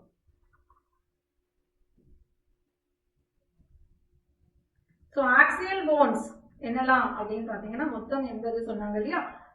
ஸ்கல் அதாவது கிரேனியம் பாத்தீங்கன்னா ஸ்கல்ல கிரேனியம் அண்ட் ஃபேஷியல். கிரேனியம் பார்த்தீங்கன்னா 8 போன், ஃபேஷியல் பார்த்தீங்கன்னா 14 போன். ஸோ இது ரெண்டையும் ஆட் பண்ணீங்கன்னா உங்களுக்கு 22 போன். இதுதான் இந்த லைன்ல உங்களுக்கு சொல்லியிருக்காங்க. cranial bones are 18 number. They form hard protective covering. Cranium is for the brain. So நம்மளோட மூளை பகுதி பாதுகாக்கப்படுறது எதுனாலனா craniumல. The facial region is made up of 14 skeletal elements which form the front part of the skull. 14 phone இருக்குங்க நம்மளோட ஃபேஸ்ல. நம்ம சொன்ன மாதிரி லாக்ரிமேட், zygomatic, nasal, மேக்ஸில்லா, mandible, இதெல்லாம். இதுல ஒன்லி மூவபிள் போன் எதுனா மேண்டிபிள். இது மட்டும் தான் அசையக்கூடியதா இருக்கும் இல்லைங்களா? A single U-shaped bone called hyoid is present at the base of the buccal cavity. So buccal cavity ல இருக்கக்கூடிய போன் எது? hyoid. So அப்ப இங்க வந்து நம்ம என்ன போட்டுக்கணும்? அது ஒரு போன் தனியா hyoid.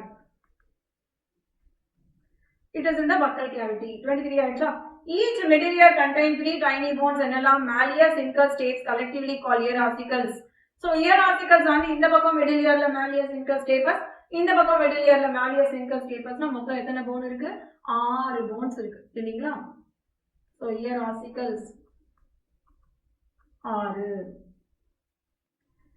The skull region articulate with the superior region of vertebral column, which helps to occipital condyle. Vertebral column is formed of 26 serially arranged units called vertebra. So vertebral column la namakku ethana bone irukku appdin pathina 26 bone irukku vertebral column la.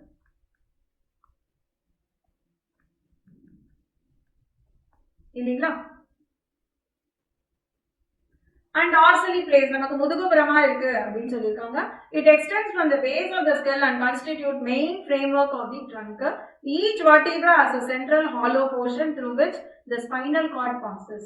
So 26 vertebra ஒண்ணுக்கு கீழ ஒண்ணா அடுக்கி வைக்கப்பட்டிருக்கிறது. இந்த 26 vertebraலையும் சேர்த்த மாதிரி ஒரு குழாய் போன்ற அமைப்பு இருக்கு. அதுல தான் நம்மளோட ஸ்பைனல் கார்டு பாஸ் ஆகுது அப்படினு சொல்லிருக்காங்க. First vertebra ஓட பேர் என்ன? atlas. And it articulates with the occipital condyle. இந்த atlas தான் எதோட அந்த கொண்டையோட எது ஜாயின் ஆகுது அப்படினு பாத்தீங்கன்னா atlas தான் ஜாயின் ஆகுது. சரிங்களா? First vertebra பேர் என்ன? atlas. சரிங்களா? இங்க இருக்கு, அதுதான் நான் எழுதிருக்கேன். Vertebral column is differentiated into cervical 7, thoracic 12, lumbar 5, sacral 1 and coccygeal 1. So 26. சர்வைக்கல்னா கழுத்து பகுதி, தொராசிக்னா மார்பு பகுதி இல்லைங்களா? லம்பார்னா இடுப்பு பகுதி, சேக்ரல் இடுப்பு பகுதியில தான் வரும். அண்ட் காக்கீஜியல்ன்றது வால் பகுதி. இந்த வால் இருக்கக்கூடிய வர்டிபிராக்கெல்லாம் இங்க நிறைய எலும்புகள் இருக்கும். ஆனா நமக்கு ஒண்ணுதான் இருக்கு. Starting from the skull, the number of cervical vertebra are 7 in almost all mammals. எல்லா மேமல் பாலூட்டிகளுக்குமே இதுதான். அது ஜிராஃபியா வேணா இருக்கலாம், இல்ல ராட்டா வேணா இருக்கலாம், இல்ல எலிஃபென்ட்டா இருக்கலாம், including human being. The vertebral column, so almost 7 in all mammals, protects the spinal cord, support the head and serve as the point of attachment for the ribs and musculature of the back. So vertebral column எதுக்கெல்லாம் support பண்ணுது? தலையோட அது connect ஆகுது இல்லைங்களா? So அது இருக்கிறதுனால தான் நம்ம பேனை கீழே வந்துருச்சு குனிஞ்சு எடுக்கிறோம் பாசிபிள் இல்லைங்களா? அது வந்து ரிப்ஸோடையும் கனெக்ட் ஆகுது அண்ட் ஸ்டர்னமோடையும் கனெக்ட் ஆகுது. Sternum is a flat bone on the ventral middle line of the thorax. So நம்மளோட வயிற்று பகுதியில் இருக்கக்கூடிய ஒரு தடிமனான ஃபிளாட் தட்டையான போன் எது அப்படின்னு பார்த்தீங்கன்னா ஸ்டர்னம். ஸோ ஸ்டர்னம் எத்தனை போன் அப்படின்னு பார்த்தீங்கன்னா ஒண்ணுதான்,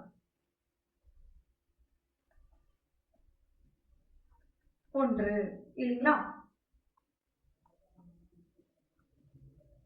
ஸோ இங்க கொடுத்துருக்காங்க பாருங்க இந்த படத்துல. சர்வைக்கல் வெர்டிப்ரா உங்களுக்கு 7, thoracic vertebra எத்தனை? 12, lumbar vertebra 5, sacrum வந்து பாத்தீங்கன்னா 1, coccyx 1. இதுல நீங்க பாக்குறச்ச என்ன பாப்பீங்க அப்படின்னு பாத்தீங்கன்னா இந்த lumbar vertebra இது வந்து பாத்தீங்கன்னா படத்துல இருந்து கேட்கக்கூடிய கேள்வி, கொஞ்சம் பெருசா இருக்கும் இல்லைங்களா? lumbar vertebra எப்பவுமே எப்படி இருக்கு? கொஞ்சம் பெருசா இருக்கு, பிகர் சைஸா இருக்கும். அண்ட் ஷேப் பாத்தீங்கன்னா டிபிக்கலி எல் ஷேப்ல இருக்கு. சரிங்களா? நம்ம ஆக்சியல்ல என்னெல்லாம் படிச்சோம் ஞாபகம் இருக்கா? ஆக்சியல்ல வந்து cranium 8, facial 14 இல்லைங்களா? அதுக்கப்புறம் hyoid பார்த்தோம் buccal cavityல, அது 1, ear ossicles 6, அப்புறம் ஸ்டர்னம் 1, வெர்டிகல் காலம் 26. இதுவரை நம்ம இவ்வளவு பார்த்தோம் இல்லைங்களா? and there are 12 pair of ribs. அப்ப ribs எவ்வளவு? 24. இப்ப ஆட் பண்ணுங்களேன் எல்லாமே. என்ன ஆகும்? 10, 11, 17, 18.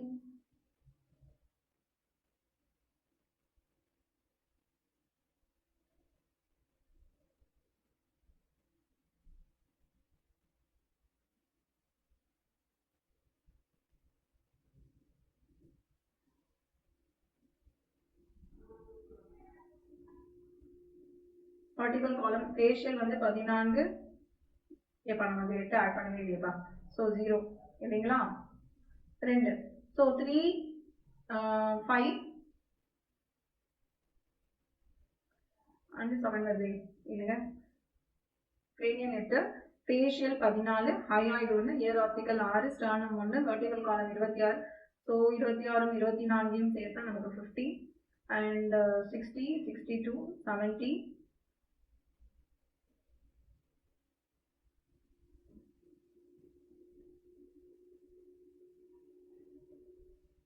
10 இல்லையா? 50, 51, 57, 58, 58 னா 58, 60, 70, 80 வருதுன்னு நினைக்கிறேன். அப்போ 10, 11, 17, 18, 18, 22, 30, 0. சாரி பாருங்க, ஒரு பயோ டீச்சர் மேக்ஸ் ஆட் பண்ண எவ்வளவு கஷ்டப்பட்டாங்க. 4, 4 plus 4, 8. 80 tally பண்ணிட்டேன். ஓகேயா? so 80 bones. There are 12 pair of ribs. Each rib is a thin flat bone connected dorsally to the vertical column and ventrally to the sternum. இது important. 2021 உங்களுக்கு கேள்வியா வந்திருக்கு இல்லைங்களா?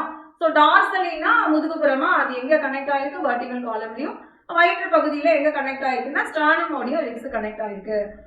dorsally hence they are called bicephalic. அதனால இரு தலை, ஒரு தலை இல்ல, ரெண்டு தலை வச்சிருக்காரு. bicephalic. First 7 pairs of the ribs are called true ribs. இது வந்து 2017ல எத்தனை number true ribs, false ribs, எது floating ribsன்ற மாதிரி XYZ வச்சு क्वेश्चனா வந்தது. சோ அதுதான் உங்களுக்கு ஹைலைட் பண்ணி இங்க நாங்க காமிச்சிருக்கோம். Dorsally they are attached to the thoracic vertebrae and ventrally connected to the sternum with the help of hyaline cartilage. So dorsally அதாவது முதுகுப்புறமாக அவங்க வந்து vertical column ஓட கனெக்ட் ஆயிட்டாங்க. வயிற்றுப்புறமாக ஸ்டர்னமோட எப்படி கனெக்ட் ஆயிருக்காங்க? ஹைலைன் கார்டிலேஜ் வச்சு நேரடியா கனெக்ட் ஆயிருக்காங்க. 1 இருந்து 7 அவங்களை நம்ம என்ன சொல்றோம்? ட்ரூ ரிப்ஸ் அப்படின்னு சொல்றோம் இல்லைங்களா? 8, 9 and 10 pair of the ribs do not articulate directly with the sternum but join with the 7th rib with the help of hyaline cartilage. இவங்க என்ன பண்றாங்க? நேரடியா போய் கனெக்ட் ஆகல.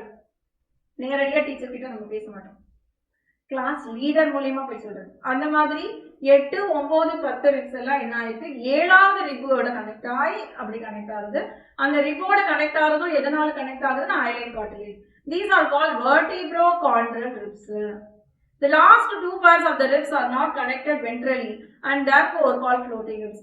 So அந்த கடைசி 2 ரிப்ஸ் என்ன ஆயிருக்கும் அப்படின்னு பாத்தீங்கன்னா முதுகுப்புறமா vertebral column ஓட கனெக்ட் ஆயிருக்கும்.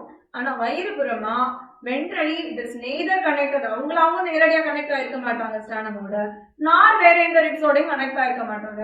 அதனால உங்களுக்கு floating ribs அப்படின்னு சொல்றோம். So true ribs அப்படின்றவங்க யாரெல்லாம் அப்படின்னு பாத்தீங்கன்னா 1 இருந்து 7 நேரடியா ஸ்டர்னமோட கனெக்ட் ஆயிருப்பாங்க. false ribs அப்படின்றவங்க யாரெல்லாம் அப்படின்னு பாத்தீங்கன்னா 8, 9 மற்றும் 10 இவங்கெல்லாம் நேரடியா கனெக்ட் ஆகாம 7வது ரிப்போட ஹைலைன் கார்டிலேஜ் வழியா கனெக்ட் ஆயிருப்பாங்க. அடுத்தது floating ribs இல்லையா? இவங்க வந்து 11 மற்றும் 12 இவங்க வந்து இவங்களாவும் கனெக்ட் பண்ணிக்க மாட்டாங்க, வேற யாரோடையும் சேர மாட்டாங்க. அதனால தொங்கும் ரிப்ஸ், floating ribs.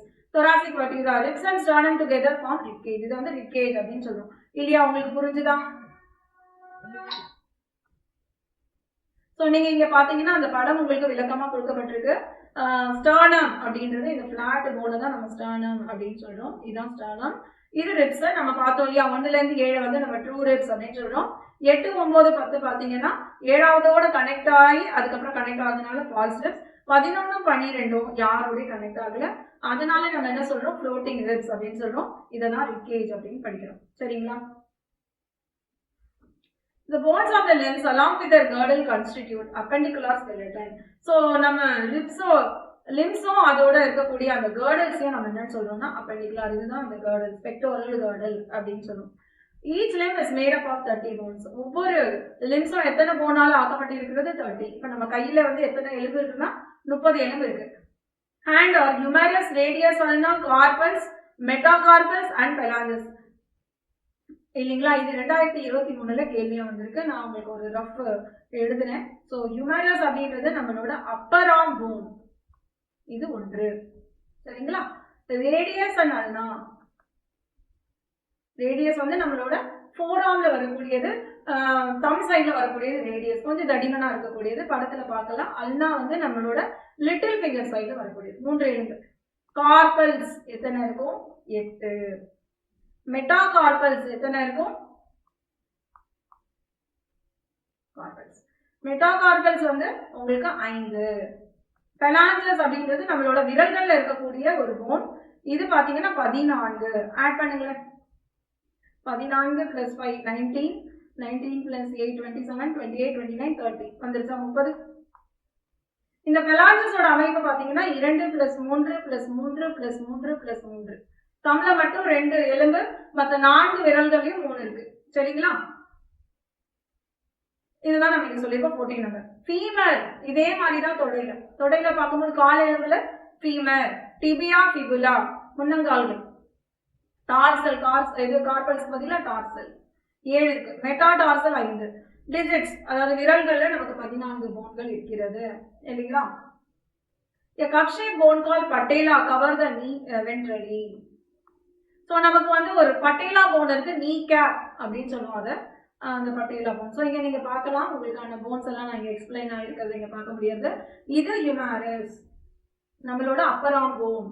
ரேடியஸ் நான் சொன்ன மாதிரி நம்ம தம் சைட்ல இருக்கக்கூடிய கொஞ்சம் தடிமனான போன். உல்னா லிட்டில் ஃபிங்கர் சைட்ல இருக்கக்கூடிய கொஞ்சம் மெல்லிய போன். கார்பல்ஸ் நம்மளோட ரிஸ்ட் சைட்ல இருக்கக்கூடிய போன்ஸ் 8 இருக்கும். அது எப்படி இருக்கும் பாத்தீங்கன்னா 4 ஒரு ரோல அரேஞ்ச் ஆயிருக்கும். இதுதான் கார்பல்ஸ்.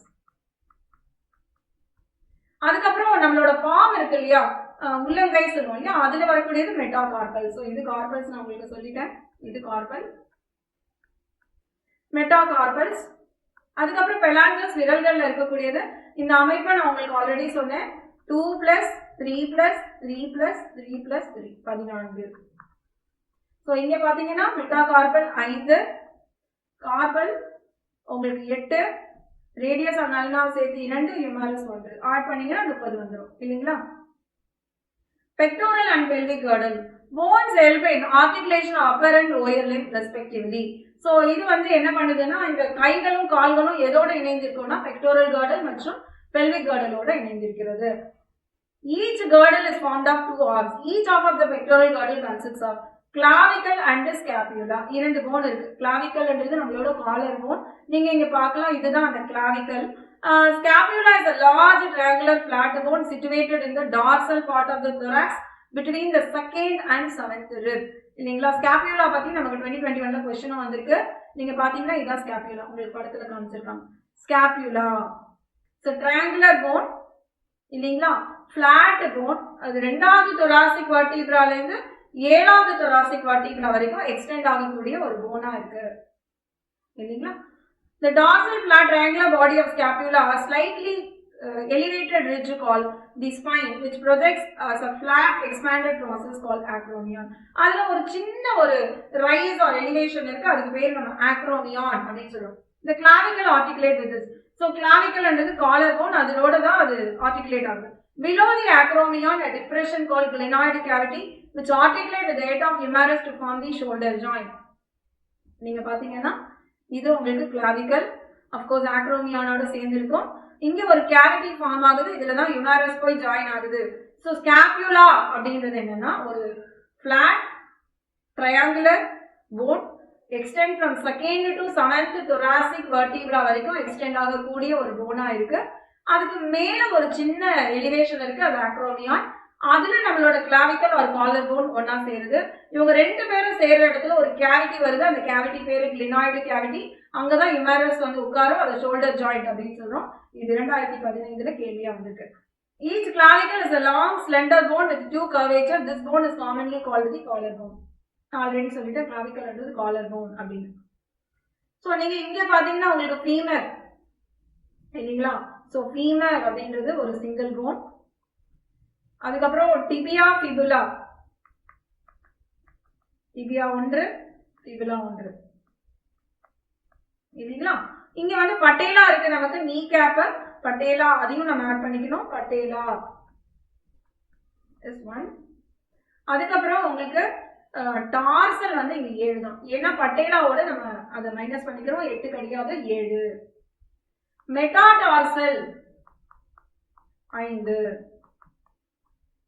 பெலாஞ்சஸ் எப்போதும் போல 14 இல்லைங்களா? ஸோ 30 டேலி ஆயிடும். நீங்க ஆட் பண்ணீங்கன்னா 19, 26, 27, 28, 29, 30 வந்துடுச்சா? pelvic girdle consists of 2 coxal bone. So pelvic girdle உங்களுக்கு 2. இப்போ நீங்க பாத்தீங்கன்னா இங்க 30, கையில 2 பக்கம் 30 30 60, கால்ல 2 பக்கம் 30 30 60, 120 டாலி பண்ணிட்டோம். pectoral girdle நீங்க பாத்தீங்கன்னா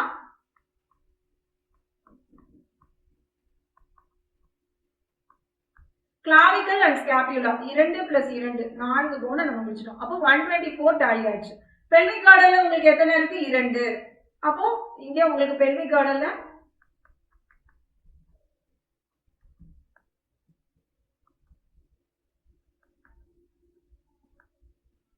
1 plus 1, so equal to 2. 2 phone இருக்கு இல்லீங்களா?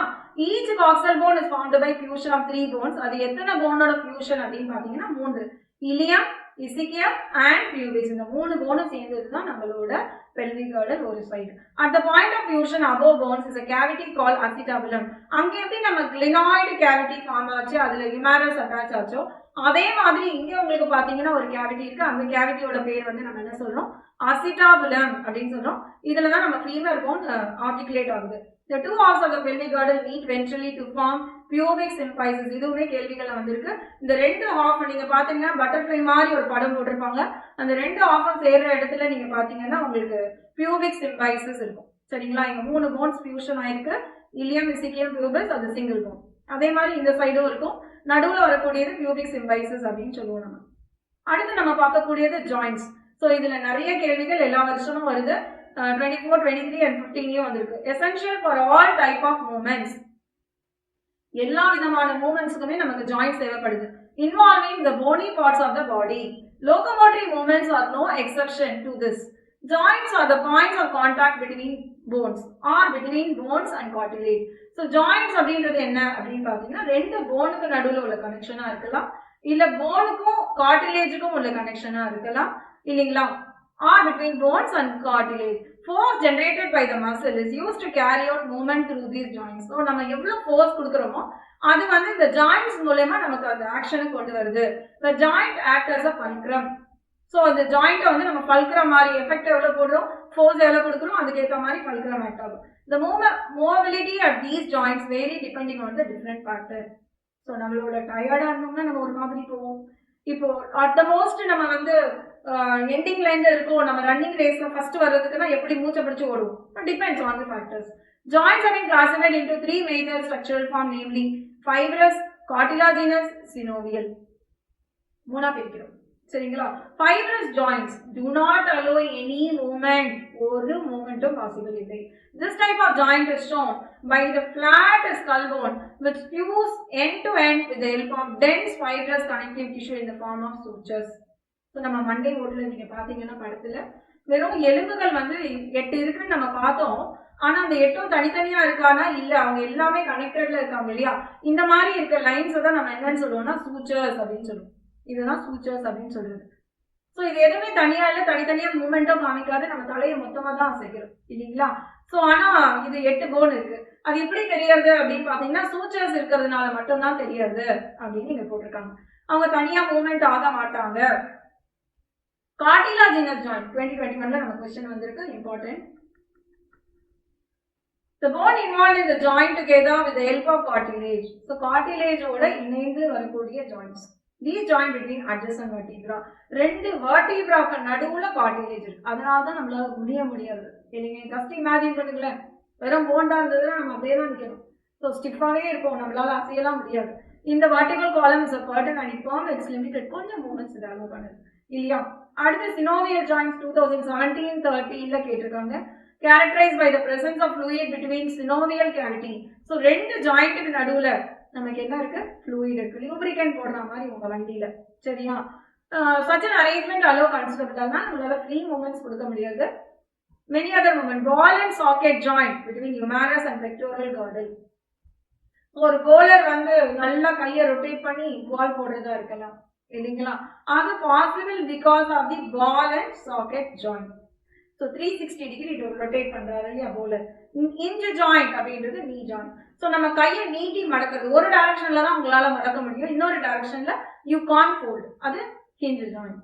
பிவோட் ஜாயிண்ட் அப்படின்றது நம்ம தலையாட்டுறது, நோ எனக்கு தெரியல அப்படின்னு சொல்றது, எஸ் எனக்கு தெரியும் சொல்றது பாசிபிள் பிகாஸ் ஆஃப் தி அந்த அட்லஸும் அந்த ஆக்சிபிட்டல் காண்டைலும் ஆர்டிகுலேட் ஆகுதுனால. கிளைடிங் ஜாயிண்ட் பிட்வீன் கார்பல்ஸ், நம்ம 8 கார்பல்ஸ் படிச்சோம் இல்லையா, அவங்களுக்கு உள்ள வருவது. saddle joint between carpal and metacarpal and thumb. So are some example. என்னெல்லாம் நமக்கு கொடுத்திருந்தாங்க உங்களுக்கு தெரியாதா? ஸோ இது நிறைய டைம் உங்களுக்கு கொஸ்டின்ல வரக்கூடியது இந்த ஜாயின்ஸ்ல இருந்து தான். ஸோ பால் அண்ட் சாக்கெட், இதற்கு உதாரணம் வந்து நம்மளோட ஹியூமரஸ் அண்ட் பெக்டோரல் கார்டல நம்ம எடுத்துக்கலாம், அல்லது நீங்க ஃபீமர் அண்ட் அசிட்டபிளம் கூட சொல்லலாம், அண்ட் பெக்டோரல் இல்லைங்களா. அதே ஹிஞ்ச் ஜாயிண்ட் அப்படின்னு பாத்தீங்கன்னா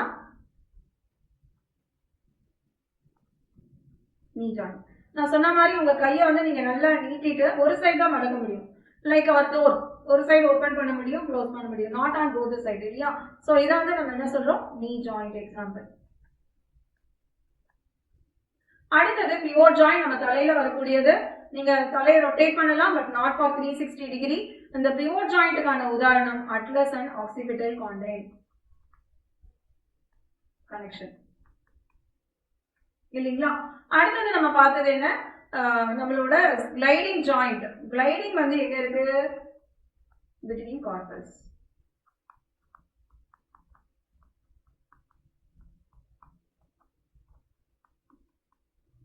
அடுத்தது saddle joint. saddle வந்து carpal, metacarpal and phalanges, thumb especially. carpal, metacarpal and thumb இதுக்கு நடுவில் வரக்கூடியது அப்படின்னு கொடுத்துருக்காங்க. இது கேள்வியில நிறைய வரலாம், நம்ம எக்ஸாம்பிள கரெக்டா படிச்சுக்கலாம். மெயின்லி இந்த ஸ்லைடிங் அண்ட் கிளைடிங் இதெல்லாம் வரும். கிளைடிங் அப்படின்றது ஒன்று மேல ஒராஞ்சி இருக்க மாதிரி கார்பல்ஸ் இருக்கு. அண்ட் ஸ்லைடிங் பார்த்தீங்கன்னா உங்களுக்கு saddle ஆக்சுவலி அந்த கார்பல், மெட்டாகார்பல் அண்ட் தம்முக்கு வரக்கூடியது, அதை நீங்க கரெக்டா ஞாபகம் வச்சுக்கோங்க. And disorder of the muscular and skeletal system, எவ்வளோ கொஸ்டின்ஸ் வந்திருக்கு நீங்களே பாருங்க. ஸோ இதை நம்ம கண்டிப்பா படிக்கணும். எது ஜெனடிக் டிசார்டர், எது ஆட்டோ இம்யூன் டிசார்டர், அந்த மாதிரி கேள்விகள் நமக்கு இங்க வரலாம். மயாஸ்தீனியா கிரேவிஸ் அப்படின்றது ஆட்டோ இம்யூன் டிசார்டர். ஸோ நமக்கே நாம சொந்த செலவுல போயிட்டு சூனியம் வச்சுக்கிறது, நம்மளோட ஓன் புரோட்டீனையே நம்ம ஆன்டிஜனா கன்சிடர் பண்ணி ஆன்டிபாடி ரைஸ் பண்ணி அட்டாக் பண்ணுது. Attacking the neuromuscular junction leading to fatigueness, weakening, paralysis of skeletal muscle. So tired ஆயிடும், மசில் வீக் ஆயிடும், அண்ட் நியூரோமஸ்குலர் ஜங்ஷன் அஃபெக்ட் ஆகுதுனால நமக்கு பேராலிசிஸ் வரும், மசில் கண்ட்ராக்ட் ஆகாது. Muscular dystrophy, regeneration of skeletal muscle, mostly a genetic disorder.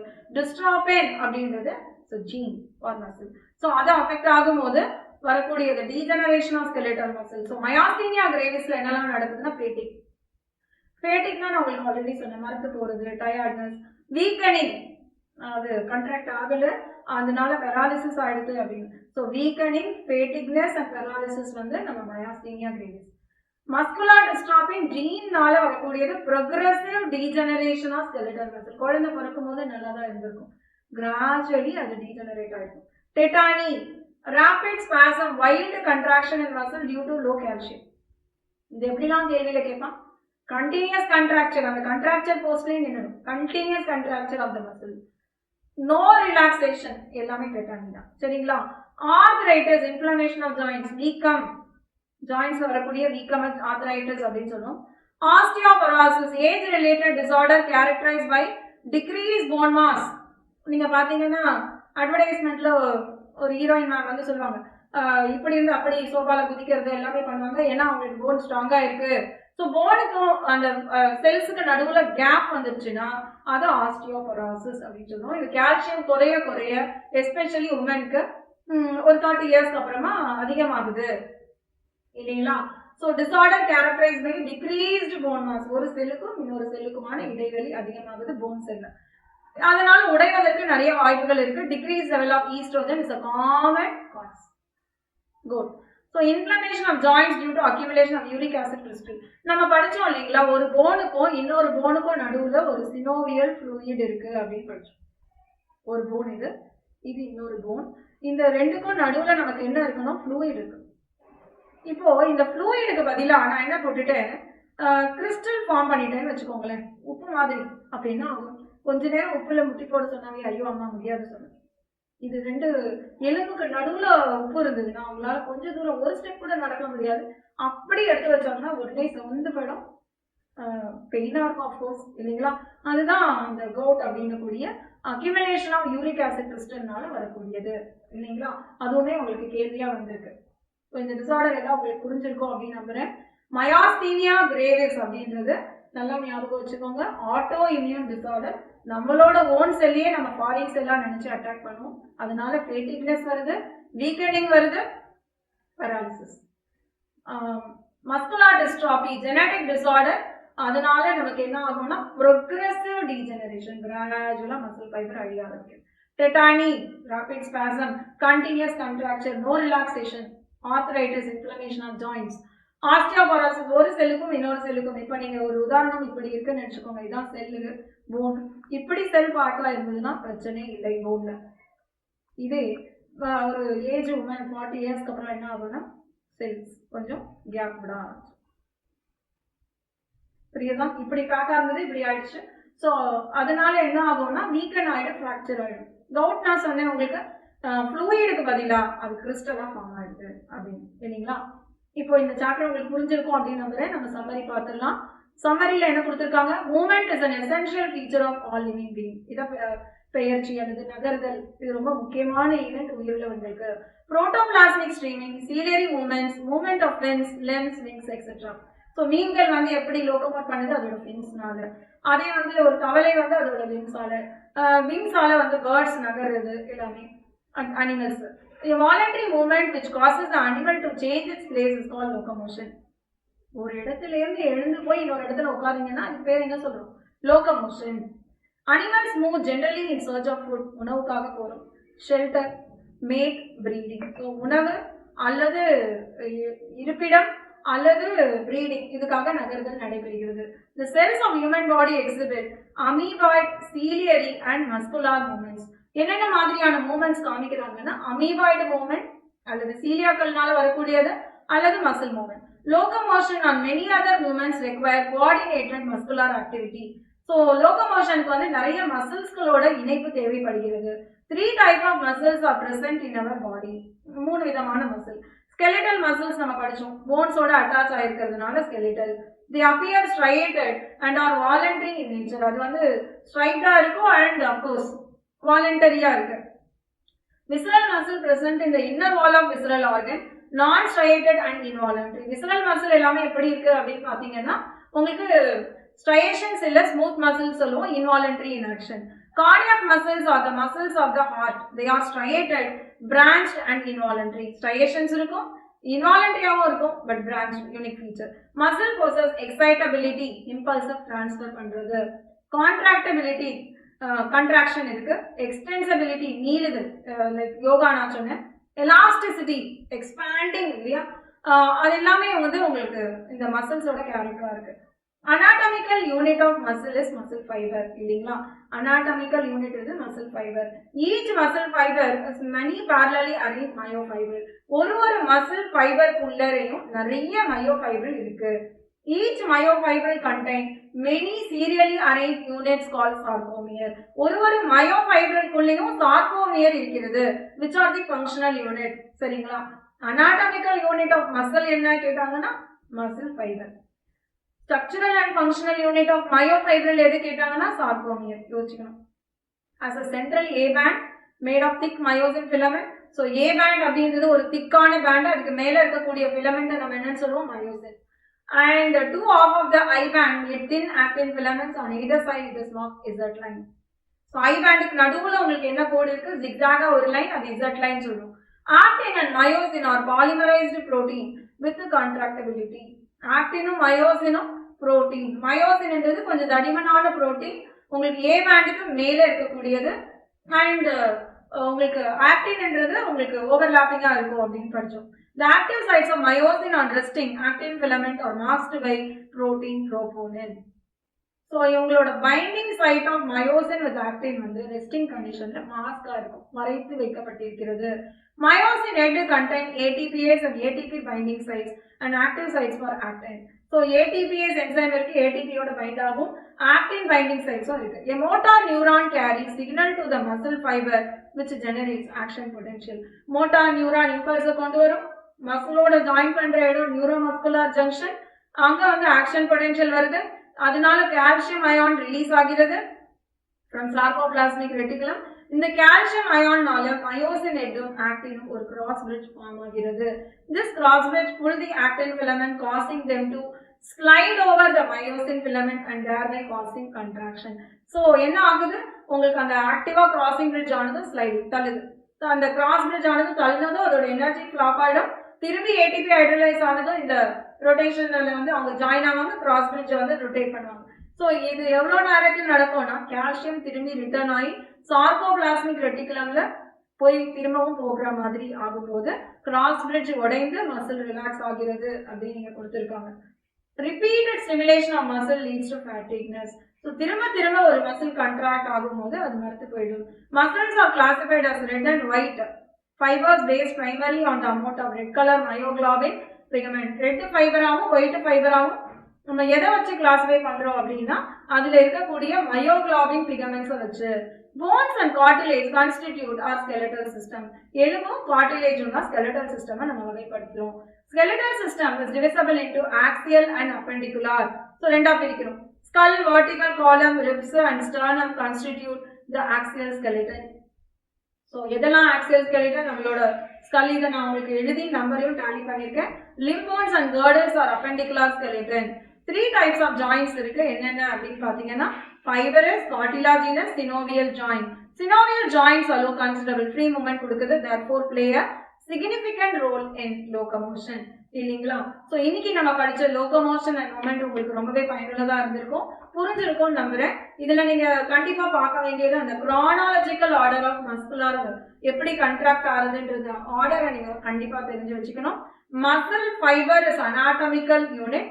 மயோஃபைப்ரில் உங்களுக்கு வந்து structural and functional unit of myofibril is sarcomere. இது ரெண்டும் நீங்க ஞாபகம் வச்சுக்க வேண்டியதா இருக்கும். அண்ட் தென் நேம்ஸ் வந்து பாத்தீங்கன்னா உங்களுக்கு ரன்னிங் நோட்ஸ்ல என்லிஸ்ட் ஆகல, பட் படத்துல என்லிஸ்ட் பண்ணியிருக்காங்க. நான் உங்களுக்கு எழுதி நம்பரை டாலி பண்ணியிருக்கேன். Axial skeleton as well as appendicular skeleton. உங்களுக்கு புரிஞ்சிருக்கும் அப்படின்னு நம்புறேன். ஸோ ஏதாவது டவுட்ஸ் இருந்தால் கமெண்ட்ல சொல்லுங்க, அண்ட் புரிஞ்சிருந்தா தம்ஸ் அப் பண்ணுங்க. தேங்க்யூ.